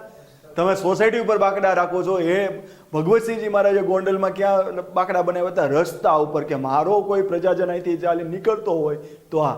અને એ જ સૌરાષ્ટ્રમાં પણ કીધું છે કે બારવટિયા, જે બારવટે ચડ્યા હોય ને એ કોઈ બેન દીકરી નીકળે ને એમાં બેન દીકરી એમ કહી જાય કે ભાઈ મને આ ગામમાં ખબર છે કે આ નામનો બારવટીયો આવે તો ત્યાં સ્ત્રીની કોઈ ઇજ્જત લૂંટી ન શકે, ત્યારે એ દીકરીને ખબર પડે કે જેની વાત કરે છે એ બારવટીયો ખુદ છે, બરોબર. કારણ કે આખી વાત એવી હોય કે કોઈ નવ દુલ્હન હોય એના ઘરે આ સાસરામાં વળીને આવે એટલે ઘરેણા એક ઘરેનું પહેરવું હોય તો એની સાસુ એવું કહે છે કે તને ખબર છે આપણા ગામમાં બારવટીયો આવે છે એ આપણે લૂંટી લે છે, બરોબર, એમાં તમે બેટા એટલા બધા ઘરેણા કેમ પહેર્યા તમે? તે કે એવું છે માડી, હા તો કાંઈ વાંધો નહીં. એણે આખા ઘરેણા પહેરીને ગામમાં નીકળી. તો એને પેલો બારવટીયો આવે, મને બારવટીયો જોગીદાસ કુમાર કે કોણ મને નથી ખબર, મને ભૂલાઈ ગયું કદાચ. તો એ બારવટીયો એ જે ગામમાં બધું ઘરેણા પહેરી નીકળે એટલે પેલો બારવટીયો જેની સામે આવે એ દીકરી એને ઓળખતી નથી. અને ત્યારે પેલો બારવટીયોને રોકે છે કે બેન તમે અત્યારમાં એટલા સમયે તમે કેમ નીકળ્યા? તો કે હું નીકળી છું. તો કે તમે એટલા ઘરેણા? હતી કે મને ખબર છે કે મારો એક ગામનો એક બારવટીયો છે એ મારા બાપ સમાન છે મને ખબર છે કે એના રાજમાં કોઈ દી ખોટું નથી થતું, એ કોઈ દી બેનો દીકરીઓને લૂંટે નહીં. અને ત્યારે એ જે બારવટીયો હોય એને દીકરી ગણીને એની પાસે હતું એ આપે ને એના ગામમાં જઈને એમ શપથ લે કે આટલા ગામને કોઈ દિવસ લૂંટવા નહીં, બરાબર છે. તો એવું નથી કે રાજાઓ કે બારવટિયા કે વોટેવર, પણ હવે લોકશાહી છે એમાં, અને એ લોકશાહી દેવામાં કૃષ્ણકુમારસિંહજી મહારાજ પણ એટલા જવાબદાર છે કારણ કે એને રજવાડું પહેલાં આપ્યું, પણ સાથે સાથે હવે ખિતાબોની નાબૂદી છે. એટલે કોઈ પણ વ્યક્તિ કોઈ પણ સ્પેશિયલ ખિતાબ આધારિત કોઈનું પણ ગૌરવ વીણી શકે નહીં ને નહીં જ. તો આ વસ્તુ ક્લિયર થઈ ગઈ. ડિગ્નિટી ઓફ ઇન્ડિવિડ્યુઅલ, આ શું છે? Unity and integrity of nation. આમાં બે એંગલ છે, ધ્યાનથી સમજો. યુનિટી એટલે એકતા, ઇન્ટિગ્રિટી એટલે અખંડિતતા. એકતા અને અખંડિતતા આ બેમાં બે શબ્દ છે. એક છે સાયકોલોજીકલ.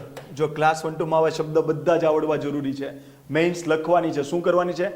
લખવાની છે. તો વૈચારિક ક્રાંતિ મગજમાં થવી જોઈએ ને થવી જ જોઈએ. એક સાયકોલોજીકલ અને બીજી ટેરિટોરિયલ. સાયકોલોજીકલ અને ટેરિટોરિયલ. આને કહેવાય ટેરિટરીને ઇંગ્લિશમાં શું કહેવાય?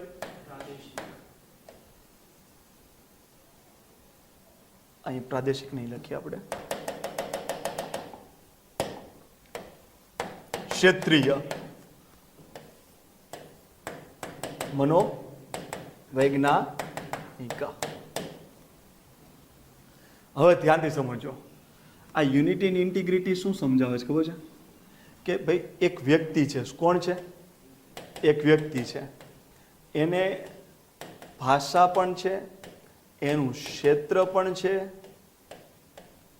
બરાબર. તો જો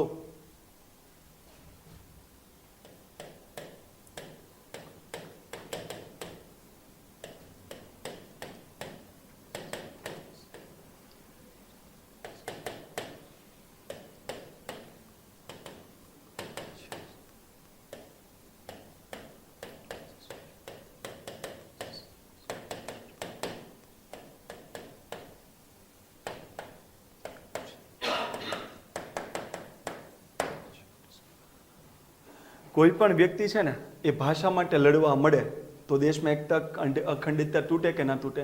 ધારો કે મરાઠી હોય, મહારાષ્ટ્ર હોય, એમાં ગુજરાતી એમ કે અમારી ગુજરાતી ભાષાનું રાજ્ય. પછી ગુજરાતી હોય એમાં એમ કે અમે સૌરાષ્ટ્રીયન બોલીએ છીએ, અમે ઉત્તર ગુજરાતી બોલીએ છીએ, આ સુરતી બોલે છે. તો એ પ્રમાણે ક્ષેત્ર. તો મને કહો દેશ એક ને એક રે કે તૂટતો જાય? તો વ્યક્તિને એવું સમજાવે છે કે તમે કોમ્યુનિટી એટલે કે જ્ઞાતિનો વાદ ન કરો, તમે ક્ષેત્રનો વાદ ન કરો, તમે રિલિજિયસ એટલે કે ધર્મનો વાદ ન કરો, સેશનિસ્ટ એટલે કે તમે અલગ થવાનો વાદ ન કરો. જેમ કે બોડોલેન્ડ, પછી નાગાલેન્ડ, એમાં ગ્રેટ નાગાલિંગમ, બરાબર. એટલે એ નાગાલેન્ડ વાળામાં એક સમુદાય એવો છે કે નાગા જાતિ આવે. કઈ જાતિ આવે? તો નાગાલેન્ડ એની આજુબાજુના રાજ્યમાં નાગા જાતિઓ રહે છે. તો એ એમ કે આ બધી નાગા જાતિને ભેગા કરીને ગ્રેટ નાગાલિંગમ નામનો એક સ્ટેટનો એરિયા ક્રિએટ કરો. પછી આસામ હોય તો એમાં બોડોલેન્ડ નામનો એક પ્લેસ ક્રિએટ કરો. પછી પશ્ચિમ બંગાળ હોય તો એમાં ગોરખાલેન્ડ નામનો એક સ્ટેટ અલગ પાડો, બરાબર. તો એને કહેવાય સેશનિસ્ટ. શું કહેવાય? સેશનિસ્ટ એટલે કે અલગ, સેપરેટિસ્ટ. કેવું? જેમ જમ્મુ કાશ્મીરમાં જે માંગણી હોય તો એ શું કહેવાય? સેપરેટિસ્ટ. તો આ બધાને ના પાડે કે તમે છાનું મનારો, તમારે શું કરવાનું છે? યુનિટી અને ઇન્ટિગ્રિટી ઓફ નેશન. તો આ વ્યક્તિને ના પાડે છે એટલા માટે એ કેવો એંગલ કહેવાય? સાયકોલોજીકલ. કે તમે મગજથી ભાષાનો વાદ ન કરો, તમે ધર્મનો વાદ ન કરો, તમે ક્ષેત્રનો વાદ ન કરો, તમે ફલાણી પૂછડી ઢીકડી જ્ઞાતિનો વાદ ન કરો, તો જ દેશ યુનિટી અને ઇન્ટિગ્રિટીથી રહી શકે. તો આને કહેવાય સાયકોલોજીકલ અભિગમ. હવે આ જો ટેરિટોરિયલ અભિગમ કોને કહેવાય? ધ્યાનથી સમજો. મેં તમને કીધું છે કે ભારતે બંધારણમાં ફેડરેશન શબ્દ યુઝ નથી કર્યો. કેટલાને યાદ છે? કીધું હતું ને મેં તમને. ભારતે બંધારણમાં ફેડરેશન શબ્દ યુઝ કર્યો નથી. ભારતે બંધારણમાં શું યુઝ કર્યું છે? યુનિયન. એટલે કે કોઈ પણ સ્ટેટ ભારતમાંથી અલગ થઈ શકે નહીં. થઈ શકે નહીં. જેને ઇંગ્લિશમાં કહેવાય ઇનડસ્ટ્રક્ટિબલ ઇન્ડિયા. એટલે કે વિઘટિત ઇન્ડિયા કે અવિઘટિત? અવિઘટિત. તો આ પણ દેશની શું સુનિશ્ચિત કરે છે? Unity and integrity of nation. તો આમાં રાજ્યને ના પાડે છે કે તમે અલગ ન થાવ.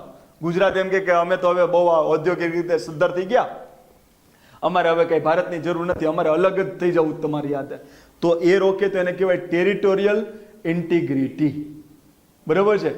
વ્યક્તિને તમે રોકો કે તમે ભાઈ અહીંયા રહીને તમે ભાગલા ન પાડો કે અમારે આ ગ્રુપને અલગ રહેવાનું, આ ગ્રુપને આ ધર્મવાળાને આમ રહેવાનું, તો એને કહેવાય સાયકોલોજીકલ ઇન્ટિગ્રિટી. કેટલાને એટલું ક્લિયર કટ? તો ઇન્ટરવ્યુમાં પૂછે કે મેઇન્સમાં લખવાનું કહે કે કોઈ MCQ કહે ત્યારે એટલું જ યાદ રાખજો કે અમુકમાં ઉલ્લેખિત શબ્દ ફ્રેટર્નિટી એ સાયકોલોજીકલ ઇન્ટિગ્રિટીની વાત કરે છે, ટેરિટોરિયલ ઇન્ટિગ્રિટીની વાત કરે છે કે બંનેની કરે છે? બંનેની. વ્યક્તિને ના પાડે છે અલગ થવાની અને રાજ્યને પણ ના પાડે છે કે તમારે અલગ થવાનું નથી. આને કહેવાય ટેરિટોરિયલ ને પહેલાને કહેવાય સાયકોલોજીકલ. કેટલાને ક્લિયર? ડન થઈ ગયું બધાને કે નહીં? ડાઉટ છે? પાક્કું ને?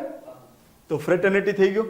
તો થઈ ગયું જસ્ટિસ, લિબર્ટી, ઇક્વાલિટી અને ફ્રેટર્નિટી. હવે આપણે કહી શકીએ કે અમુકની તમામ શબ્દાવલી આપણે કમ્પ્લીટ કરી દીધી કે લોકશાહીમાં પ્રત્યક્ષ લોકશાહી કોને કહેવાય, પરોક્ષ લોકશાહી કોને કહેવાય, સમાજવાદમાં કાર્લ માર્ક્સનું સમાજવાદ કેવું છે, કીધું છે ને મેં તમને.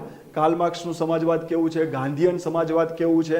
પછી બિન સાંપ્રદાયિકતામાં ભારતની બિન સાંપ્રદાયિકતા એ હકારાત્મક છે, જ્યારે યુરોપની બિન સાંપ્રદાયિકતા નકારાત્મક છે. તો હકારાત્મક કોને કહેવાય, નકારાત્મક કોને કહેવાય એ આપણે કમ્પ્લીટ જોઈ ગયા. પછી પ્રજાસત્તાક આપણે જોઈ ગયા, ન્યાય જોઈ ગયા, સ્વતંત્રતા જોઈ ગયા, સમાનતા જોઈ ગયા અને ફ્રેટર્નિટી જોઈ ગયા, બંધુત્તા. તો અહીંયા આપણે અમુકને કમ્પ્લીટ પૂરું કરી દીધું છે. ઓકે, બાકી છે કંઈ? Okay done. ચલો અહીંયા સુધી ડન થઈ ગયું. હવે આપણે કેટલા વાગ્યા જુઓ તો ખાલી 4:30 થયા ને? Okay done.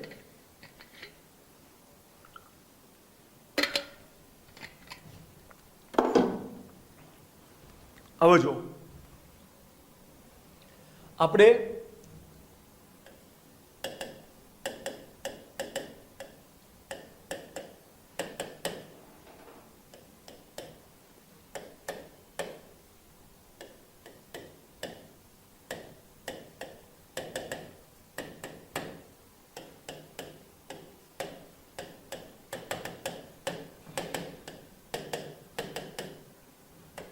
આપણી ભણવાની હવેની રીત કેવી હશે?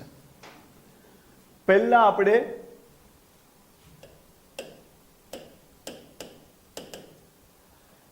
બંધારણના ભાગ જોઈ લેશું. શું જોઈ લેશું? બંધારણ ભાગ. આપણે એકથી ધારો કે કુલ આપણા બંધારણમાં ભાગ કેટલા છે? 25. પણ છેલ્લો આંકડો કેટલામાં હશે? 22. આપણે ભણી ગયા છીએ. છેલ્લો આંકડો કેટલામાં હશે? 22. પણ ટોટલ કેટલા છે? 25.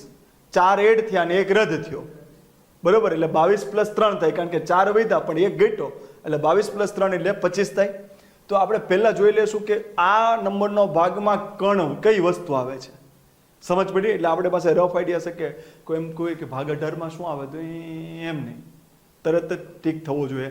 કારણ કે તમને એક MCQ કરશે, અહીંયા ભાગ મૂકશે અને અહીંયા વિષય મૂકશે અને પછી કહેશે જોડકા જોડો. તો એટલું યાદ રાખજો, ત્રીજો, ચોથો અને 5મો નહીં હોય. બરાબર કે ભાઈ મૂળભૂત અધિકાર ને રાજનીતિ એવું સિમ્પલ આવડે એવું નહીં હોય. આટલું ક્લિયર છે? તો આપણે થોડો રફ આઈડિયા હોવો જોઈએ કે આ ભાગમાં આવી અનુચ્છેદો છે અને આના વિશે વાત છે. પછી એ કર્યા પછી આપણે શું ભણશું? અનુસૂચિ 1 થી 12. અને પછી આપણે શું ભણશું? ક્રમશઃ એક એક ભાગ લેશું. ભાગ 1, ભાગ 2, ભાગ 3, ભાગ 4, ભાગ 5 એમ કરીને આપણે પૂરી કરશું. પછી આવશે સંસદ, વિધાનમંડળ, પંચાયત રાજ, એટલે પછી આપણે બંધારણના એન્ડ સુધી આપણે પહોંચશું. કેટલાને એટલું ક્લિયર કટ છે? તો જર્ની તમને અહીંથી ખબર હોવી જોઈએ. અત્યાર સુધી આપણે કેટલું કરી નાખ્યું? બંધારણ, બંધારણવાદ કોને કહેવાય, બંધારણના પ્રકારો કેટલા હોય, બંધારણની લાક્ષણિકતા કેટલી હોય, અને લાક્ષણિકતામાં એક એક ચેપ્ટર આખા પૂરા કરી દીધા. સમવાય તંત્ર કોને કહેવાય, એકાત્મક કોને કહેવાય, પ્રમુખશાહી શાસન વ્યવસ્થા કોને કહેવાય, સંસદીય શાસન વ્યવસ્થા કોને કહેવાય, બંધારણમાં સુધારા કરવાની રીતો કેટલી છે, જડ કેમ છે, જટિલ કેમ છે, એ બધા એક એક ચેપ્ટર આખા પૂરા કરી નાખ્યા. બરાબર છે? પછી આપણે આમુખ આખું ભણી ગયા કે આમુખની શબ્દાવલી શું કહેવાય, એનો અર્થ શું કહેવાય, એ ભાગ કહેવાય કે ન કહેવાય, એના સંબંધિત બંધારણીય સુધારા કોઈ છે, એ બધી વસ્તુ આપણે અપ ટુ ડેટ જોઈ ગયા. હવે આપણે જોઈએ છે બંધારણના ભાગ, અનુસૂચિ, પછી ક્રમશઃ એક પછી એક. ડન છે? ચાલો, મેં તમને એટલી વાત કરી દીધી છે કે બંધારણમાં કુલ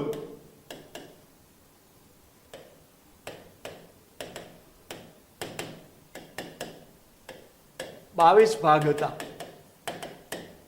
હાલ કુલ 25 ભાગ છે. 42મો બંધારણીય સુધારો. કેટલામો? 2 વખત પણ શું? 4. 2 વખત પણ શું? 4. 4A 14A, 4A અને 14A, બેમાં 4 આવવું જોઈએ. એટલે 42મા બંધારણમાં સુધારા 2 વખત શું આવવા જોઈએ? 4. પણ એકમાં 4 ને એકમાં 14A, 4A 14A. આટલું પેલા ક્લિયર છે? પછી બંધારણીય સુધારો 74 અને બંધારણીય સુધારો 97. 9A 9B, કારણ કે 43મો બંધારણીય સુધારો એ ભાગ ઉમેરતો નથી. એ ભાગ 9માં એ અનુચ્છેદો એડ કરે છે. દીક્ષિતને ત્યાં લોચા આપસી થયા એવું લાગ્યું ને? હે? 73, 74, 3 + 4 કરો તો 7, 97. આ 73મો બંધારણીય સુધારો ગામડા માટે હતો. કોના માટે? આ શહેર માટે.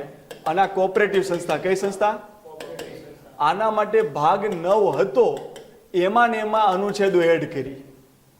આમાં ભાગ 9A એડ કર્યો અને આના માટે ભાગ 9B એડ કર્યો.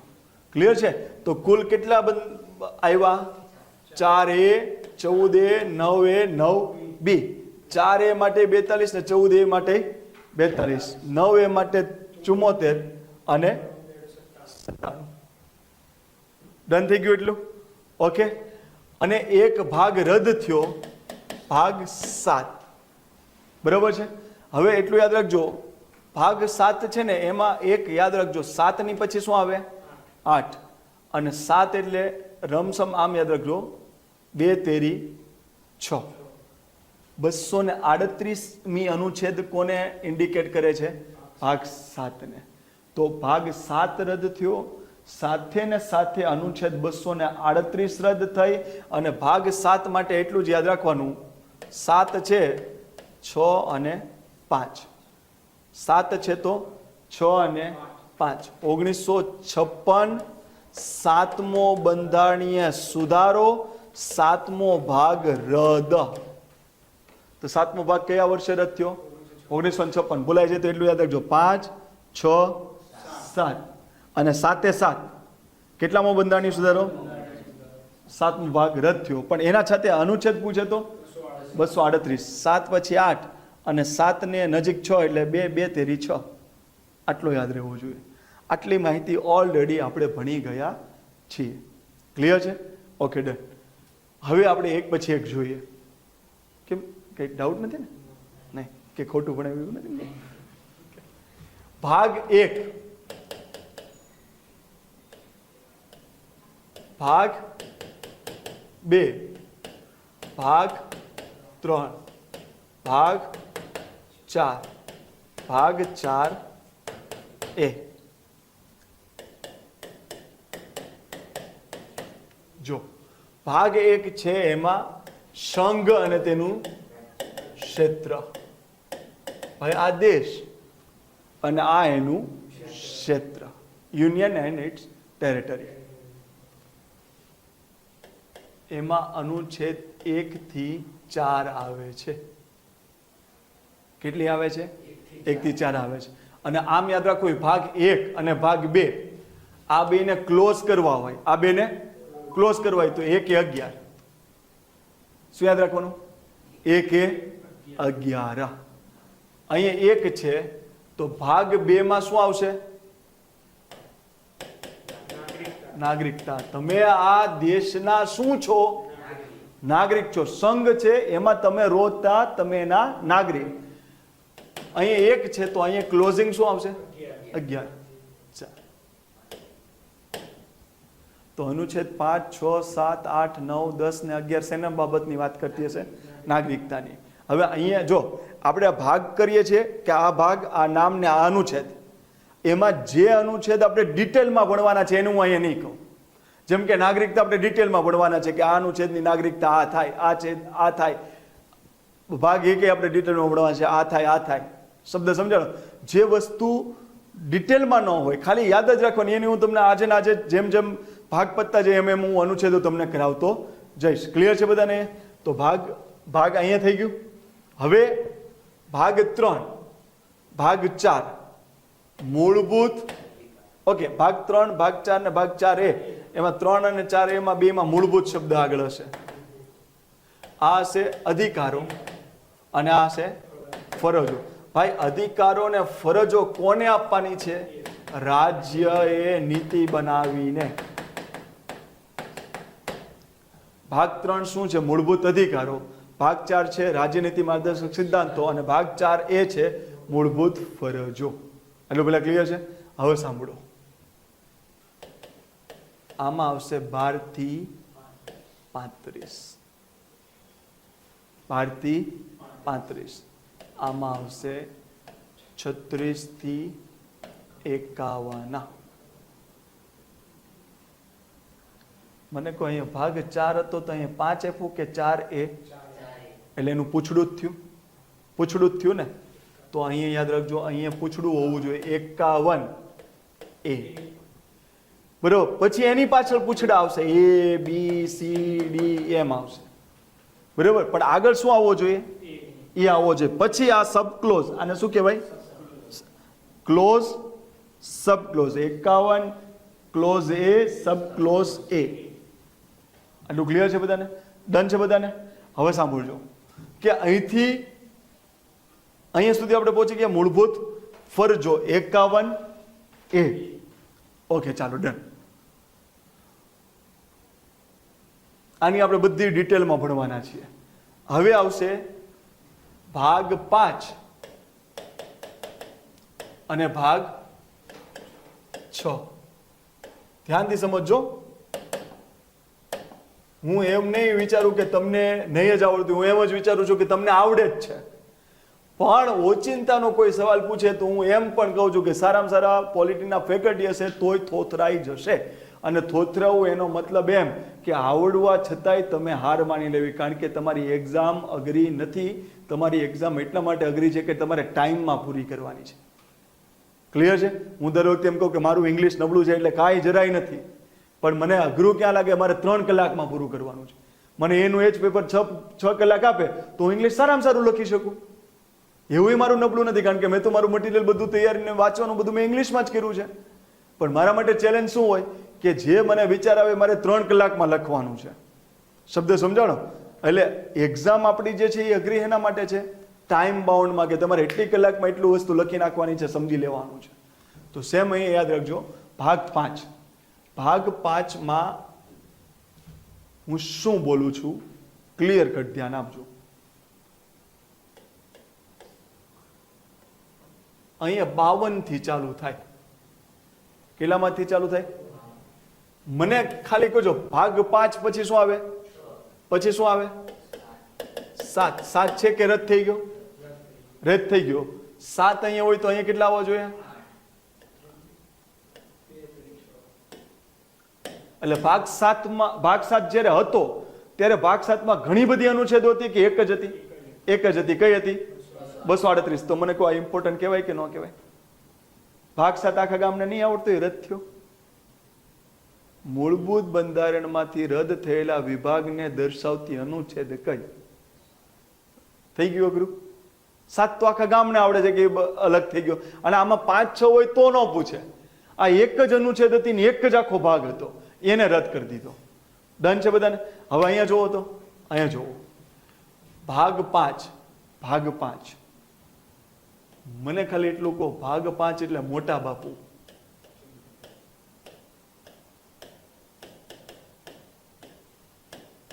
શું નામ છે?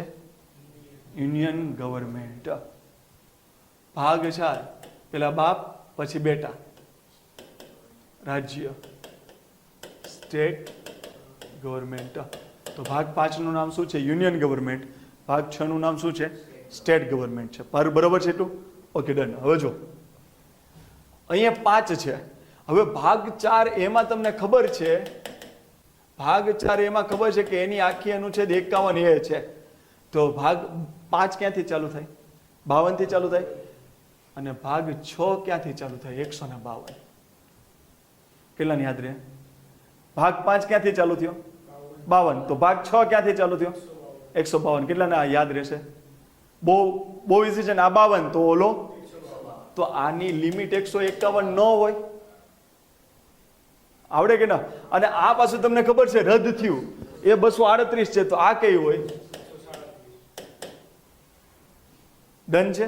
તો ભાગ 5 યુનિયન, જેમાં 52 થી 151 અનુચ્છેદો આવે છે, અને ભાગ 6 એટલે સ્ટેટ ગવર્મેન્ટ, જેમાં 152 અનુચ્છેદ થી લઈને 237. ડન છે. ચાલો હવે જુઓ, આમાં ચેપ્ટર આવે. ચેપ્ટર 1, ચેપ્ટર 2, ચેપ્ટર 3 એ બધી બુકોમાં આપેલું હોય છે, અને તમારે આવડવું જોઈએ જ. એમાં બે મત ન ચાલે. સરકારના કેટલા અંગ હોય? 3. કારોબારી, ધારાકીય, ન્યાય. તો મને ખાલી કહો, કારોબારી છે, કારોબારી એ કોનો ભાગ છે? ધારાકીય. અને આમાં ડખા થાય તો કોણ આવે?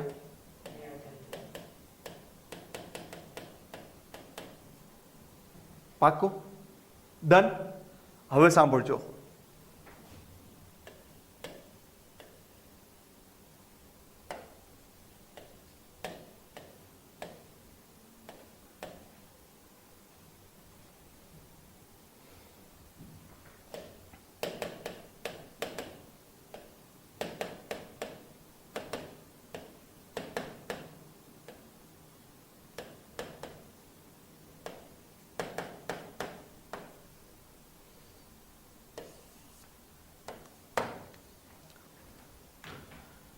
ઓકે.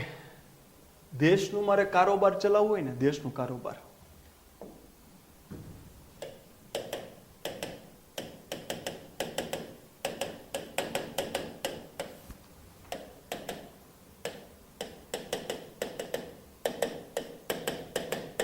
દેશનું મારે કારોબાર ચલાવવું હોય તો મોટા બાપુ આવે, રાષ્ટ્રપતિ. કારોબારી તંત્રને શું કહેવાય? Executive body. તો દેશમાં કોઈ પણ પરિપત્ર હોય એમાં કોનું નામ હોય? On the name of president. ભારતના રાષ્ટ્રપતિના નામે અમે આ વ્યાપાર કરીએ છીએ. આપણે એક ક્લાસીસ મેં નાખ્યું હોય સાયદમ, તો શું લખ્યું? મા બાપના આશીર્વાદથી. પણ મારે જ ભણાવવાનું છે, મારે જ કામ કરવાનું છે. મા બાપના આશીર્વાદ. એમ બધું કોના નામે થાય? રાષ્ટ્રપતિ. રાષ્ટ્રપતિની નીચે આવે ઉપરાષ્ટ્રપતિ, પીએમ અને એનું કાઉન્સિલ ઓફ મિનિસ્ટર. કારણ કે પીએમ જે સલાહ આપશે એ સલાહ પ્રમાણે કોણ કામ કરશે? રાષ્ટ્રપતિ. તો કારોબાર ધવલ ચલાવે છે એના મમ્મી પપ્પાના આશીર્વાદથી, એમ પીએમ અને કાઉન્સિલ ઓફ મિનિસ્ટર જે હશે એ સલાહ આપશે અને એ પ્રમાણે કોણ કામ કરશે? પણ વચ્ચે કઈ કડી તમે યાદ રાખજો, ઉપરાષ્ટ્રપતિનું પણ ગવર્મેન્ટમાં ભાગ હશે, કોઈ પણ રીતે એનો સ્ટેક હશે કોઈ પણ જગ્યાએ. અહીંયા સુધી ક્લિયર છે? પછી નીચે મને કહો આ કંઈક કામ કરે તો કેસ કબાડા થાય કે ન થાય? થાય કે ન થાય? સરકાર વિરુદ્ધ કેસ થાય? મને કહો મારી સાધ્યમાં આપણી નાની છે, આપણી સાધ્યમ તો આપણી સાથે એટલી બધી બબલ ન હોય, પણ કાલ સવારે સાધ્યમ હોય, એની બ્રાન્ચ એક બિહારમાં હોય, એક દક્ષિણ ભારતમાં હોય, તો મને કહો ક્યાંકથી કેસ થાય કે ન થાય? બરાબર, તો ત્યારે મારે વકીલને અપોઇન્ટ કરવો જોઈએ કે મારે વકીલને રાખી જ લેવો જોઈએ?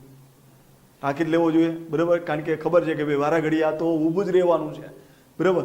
તો સરકાર જ્યારે એટલો બધો કામ કરતી હોય ત્યારે કોઈ પણ વ્યક્તિ, કોઈ પણ સંસ્થા સરકારની સામે સિંગડા ભરાવશે તો સરકારે એક વ્યક્તિને રાખવો પડે કે તારે મારા વતી કેસ લડવાના છે, એને કહેવાય એટર્ની જનરલ, એટલે કે સરકારનો વકીલ.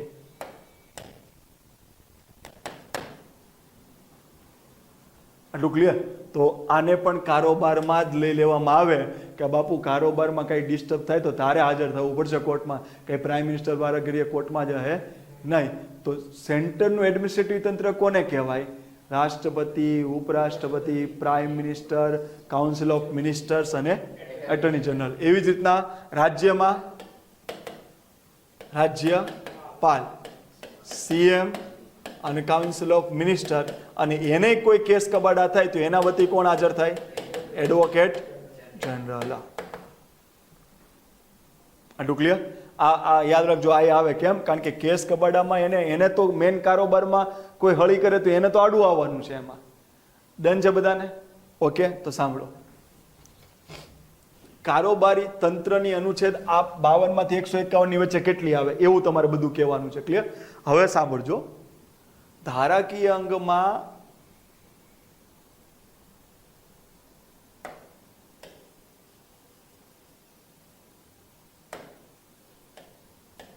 સંસદે આવે અને રાષ્ટ્રપતિ પણ આવે. સંસદે આવે અને રાષ્ટ્રપતિ આવે. મને ખાલી કહો, સંસદ કાયદો બનાવે જ્યારે બે ગૃહ અસ્તિત્વમાં હોય તો કે ન હોય તો? હોય તો.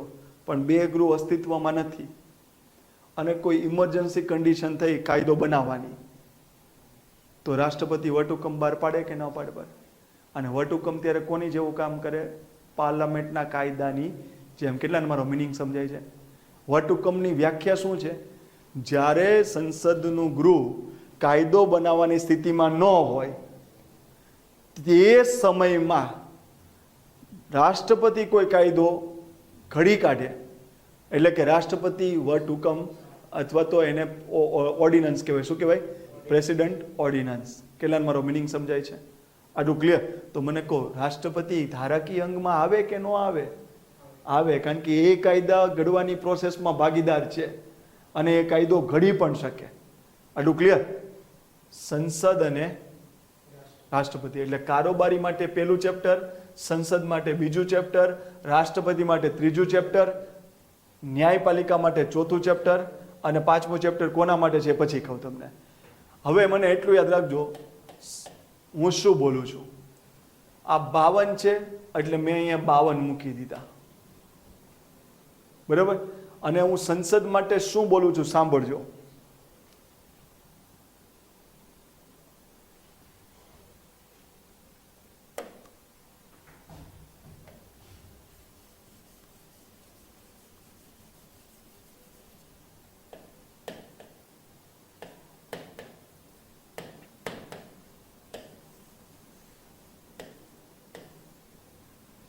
જો, પ્રાઇમ મિનિસ્ટર અને કાઉન્સિલ ઓફ મિનિસ્ટર અને એટર્ની જનરલ આ બંને વચ્ચે એક અનુચ્છેદનો ગેપ આવવો જોઈએ. કેટલી અનુચ્છેદનો ગેપ આવવો જોઈએ? એક.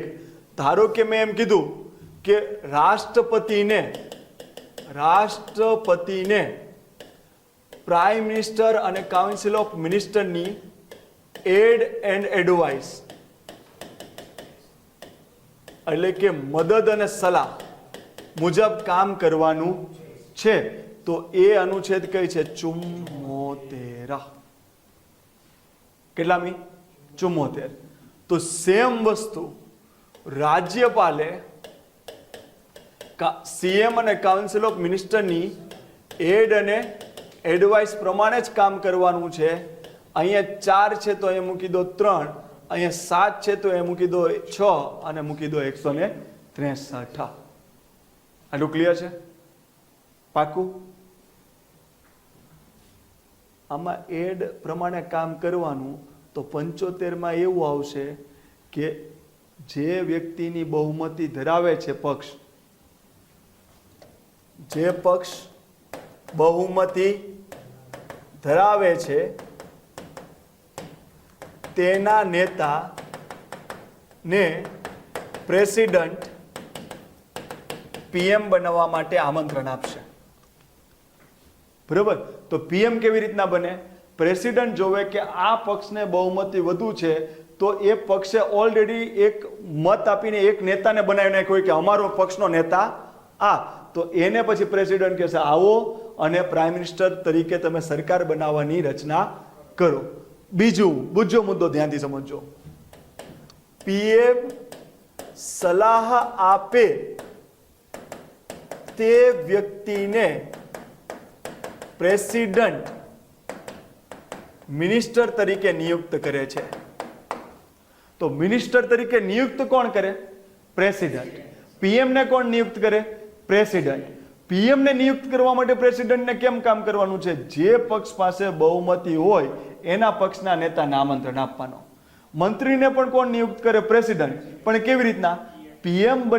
પીએમ ની ઘોષણા થાય એટલે પીએમ એડવાઇસ કરે કે આ વ્યક્તિને મંત્રી બનાવો તો એને એ મંત્રી બનાવશે. કેટલાના વસ્તુ ક્લિયર છે? આનું સૂચન ક્યાં કરવામાં આવે? તો એ જ વસ્તુ રાજ્યમાં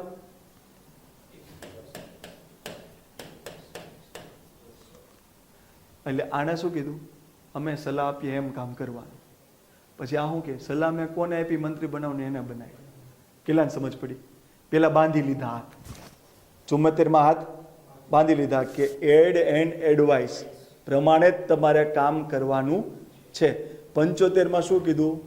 કે હું જેને એડવાઇસ આપું એને તમારે મંત્રી તરીકે સિલેક્ટ કરવાનો અને મને કેવી રીતના કરવાનો? તો હું આ પક્ષનો નેતા છું, મારી પાસે મેજોરિટી છે, મને સિલેક્ટ કરો. કેટલાના વસ્તુ ક્લિયર છે? ડન છે? અને તરત જ જેવું આ બે પૂરું થાય એટલે ડખાડખી વાળા આવે. કેટલાને મારો મિનિંગ સમજાય છે? કારોબાર તંત્ર એન્ડ ક્યાં થાય? એટર્નીની જે અનુચ્છેદ હશે ત્યાંથી એન્ડ થાય, ત્યાંથી એન્ડ થાય કારોબારી તંત્ર, પછી લેજિસ્લેટિવ ચાલુ થાય. કેટલાના વસ્તુ ક્લિયર થઈ ગઈ? આટલું ક્લિયર? તો એટલું યાદ રાખો, રાષ્ટ્રપતિ આમ ટોપ થી બોટમ તરફ તમે જાઓ તો તમને બધું મળી જશે. રાષ્ટ્રપતિ માટેની અનુચ્છેદ 52 છે. કેટલામી છે? કારણ કે મને કહો પેલા મોટા બાપુ જ આવે ને તો તમે દેશની કારોબારી તંત્ર તમે ચાલુ કરો છો અને એમાં પહેલી વહેલી અનુચ્છેદ 52 હોય, 5મો ભાગ 52મી અનુચ્છેદ, તો સ્ટાર્ટિંગ જ કોનાથી હોય? ઓપનર રાષ્ટ્રપતિ છે અને એમાં 10 જેવા નાખ્યા એટલે 52 ની જગ્યાએ તમે 63 કર્યા. કેટલા કર્યા? 63. એટલે 10-11 જેવું તમે એડ ઓન કર્યું. 52 ની જગ્યાએ 63 કર્યું તો કોણ આવી ગયું? ઉપરાષ્ટ્રપતિ. આટલું ક્લિયર છે? પ્રાઇમ મિનિસ્ટર ને COM 74 અને 75. તમે જો આમાંય 10 દેખાય, તમને આમાંય 10 દેખાય. જો 52 ની જગ્યાએ 63, 63 ની જગ્યાએ 74 અને આને 78. ક્લિયર? તો 52 ચાલુ થતું હોય તો ક્લોઝ.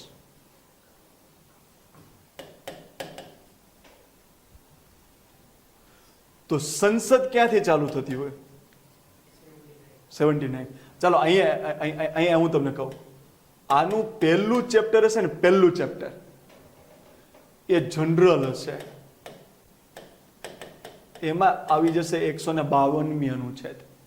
કારણ કે તમને એમ થાય કે સાહેબ અહીંયા 52 ચાલુ થતું હતું ને એટલે 52 રાષ્ટ્રપતિ, તો અહીં 152 ચાલુ થાય તો 152 રાજ્યપાલ. ભૂકા નીકળી જાય. કેમ? રાષ્ટ્રને વ્યાખ્યાયિત કરવો પડે? ન કરવી પડે. પણ રાજ્ય હોય તો રાજ્યને વ્યાખ્યાયિત કરવો પડે. તો આ જે 152મી અનુચ્છેદ છે ને એ ખાલી રાજ્યને સમજાવશે. શેને સમજાવશે? રાજ્ય. ભાઈ આને રાજ્ય ગણવું, આને રાજ્ય ગણવું, આને રાજ્ય ગણવું. એનું કારોબારી તંત્ર છે ને એ ચેપ્ટર 2થી ચાલુ થશે, જેમાં આવશે કારોબારી તંત્ર જે ચાલુ થશે 153 થી. કેટલા મારો મિનિંગ સમજાય છે? 153 થી. અને યાદ રાખજો અહીં 78 છે.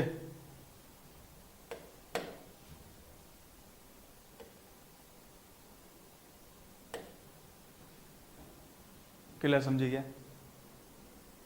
આપણે અહીં એટર્ની જનરલ હતો એના માટે 78 હતું, તો ક્યારે થતું હતું? 74, 75,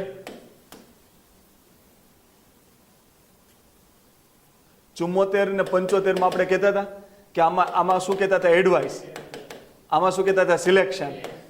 અને આમાં કહેતા હતા એટર્ની જનરલ. તો એમ સેમ રાજ્ય માટે શું આવતું હતું? 163 head and advice, 164 selection. Okay,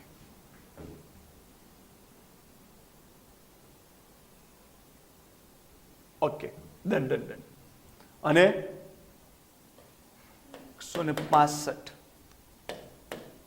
advice, selection અને અહીંયા એડવોકેટ જનરલ આવશે. આની આપણે હમણાં જોઈએ એટલે આપણે ખ્યાલ આવી જશે. બરોબર છે? Okay, done. અહીંયા સુધી કેટલાને ક્લિયર છે?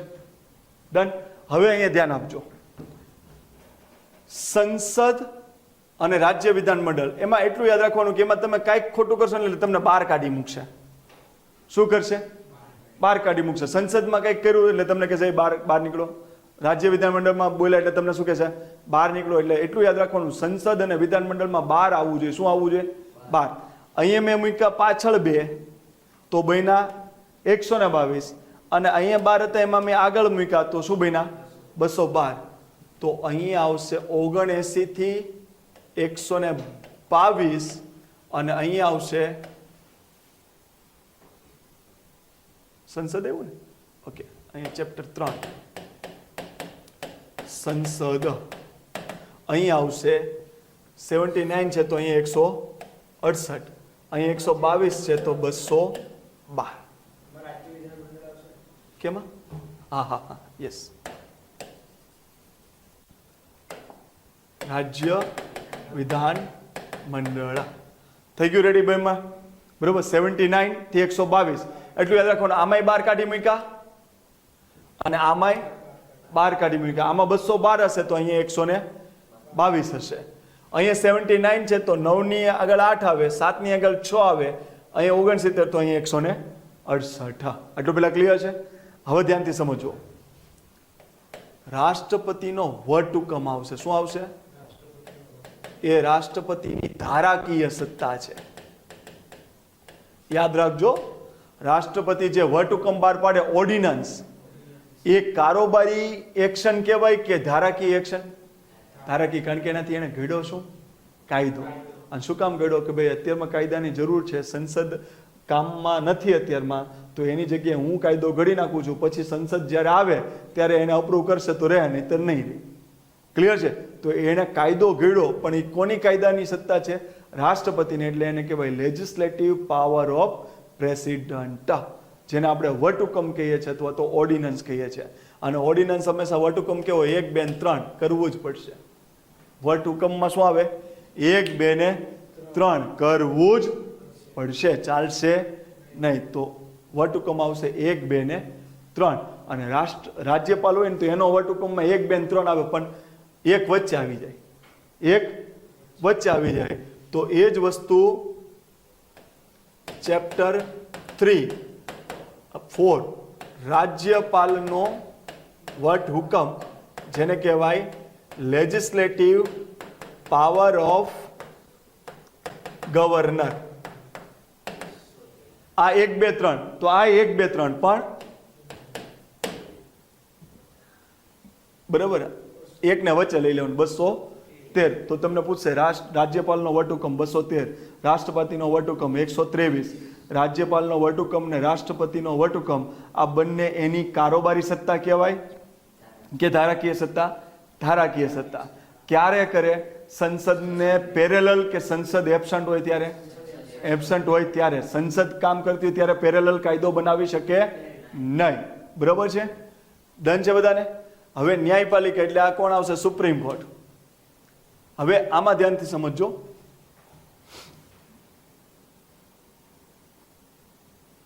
ચેપ્ટર કેટલામાં થયું હતું આ? ચોથું. Okay done. ચેપ્ટર 5 અને ચેપ્ટર 6. આમાં ચેપ્ટર 5 આવશે ને આમાં ચેપ્ટર 6 આવશે. 5માં શું આવશે?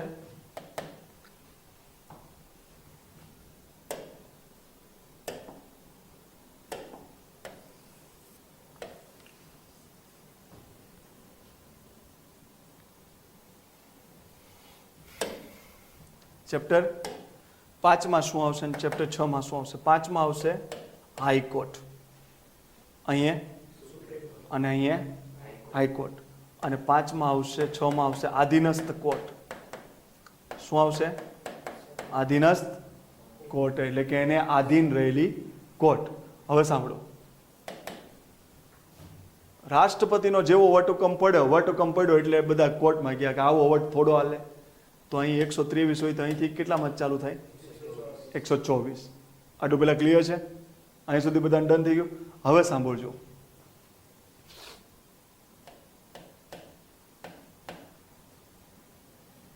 અહીંયા 12 તો અહીંયા 14. 124 થી લઈને 147 વચ્ચેની જેટલી પણ અનુચ્છેદો હશે એ બધી કોની હશે? સુપ્રીમ કોર્ટની.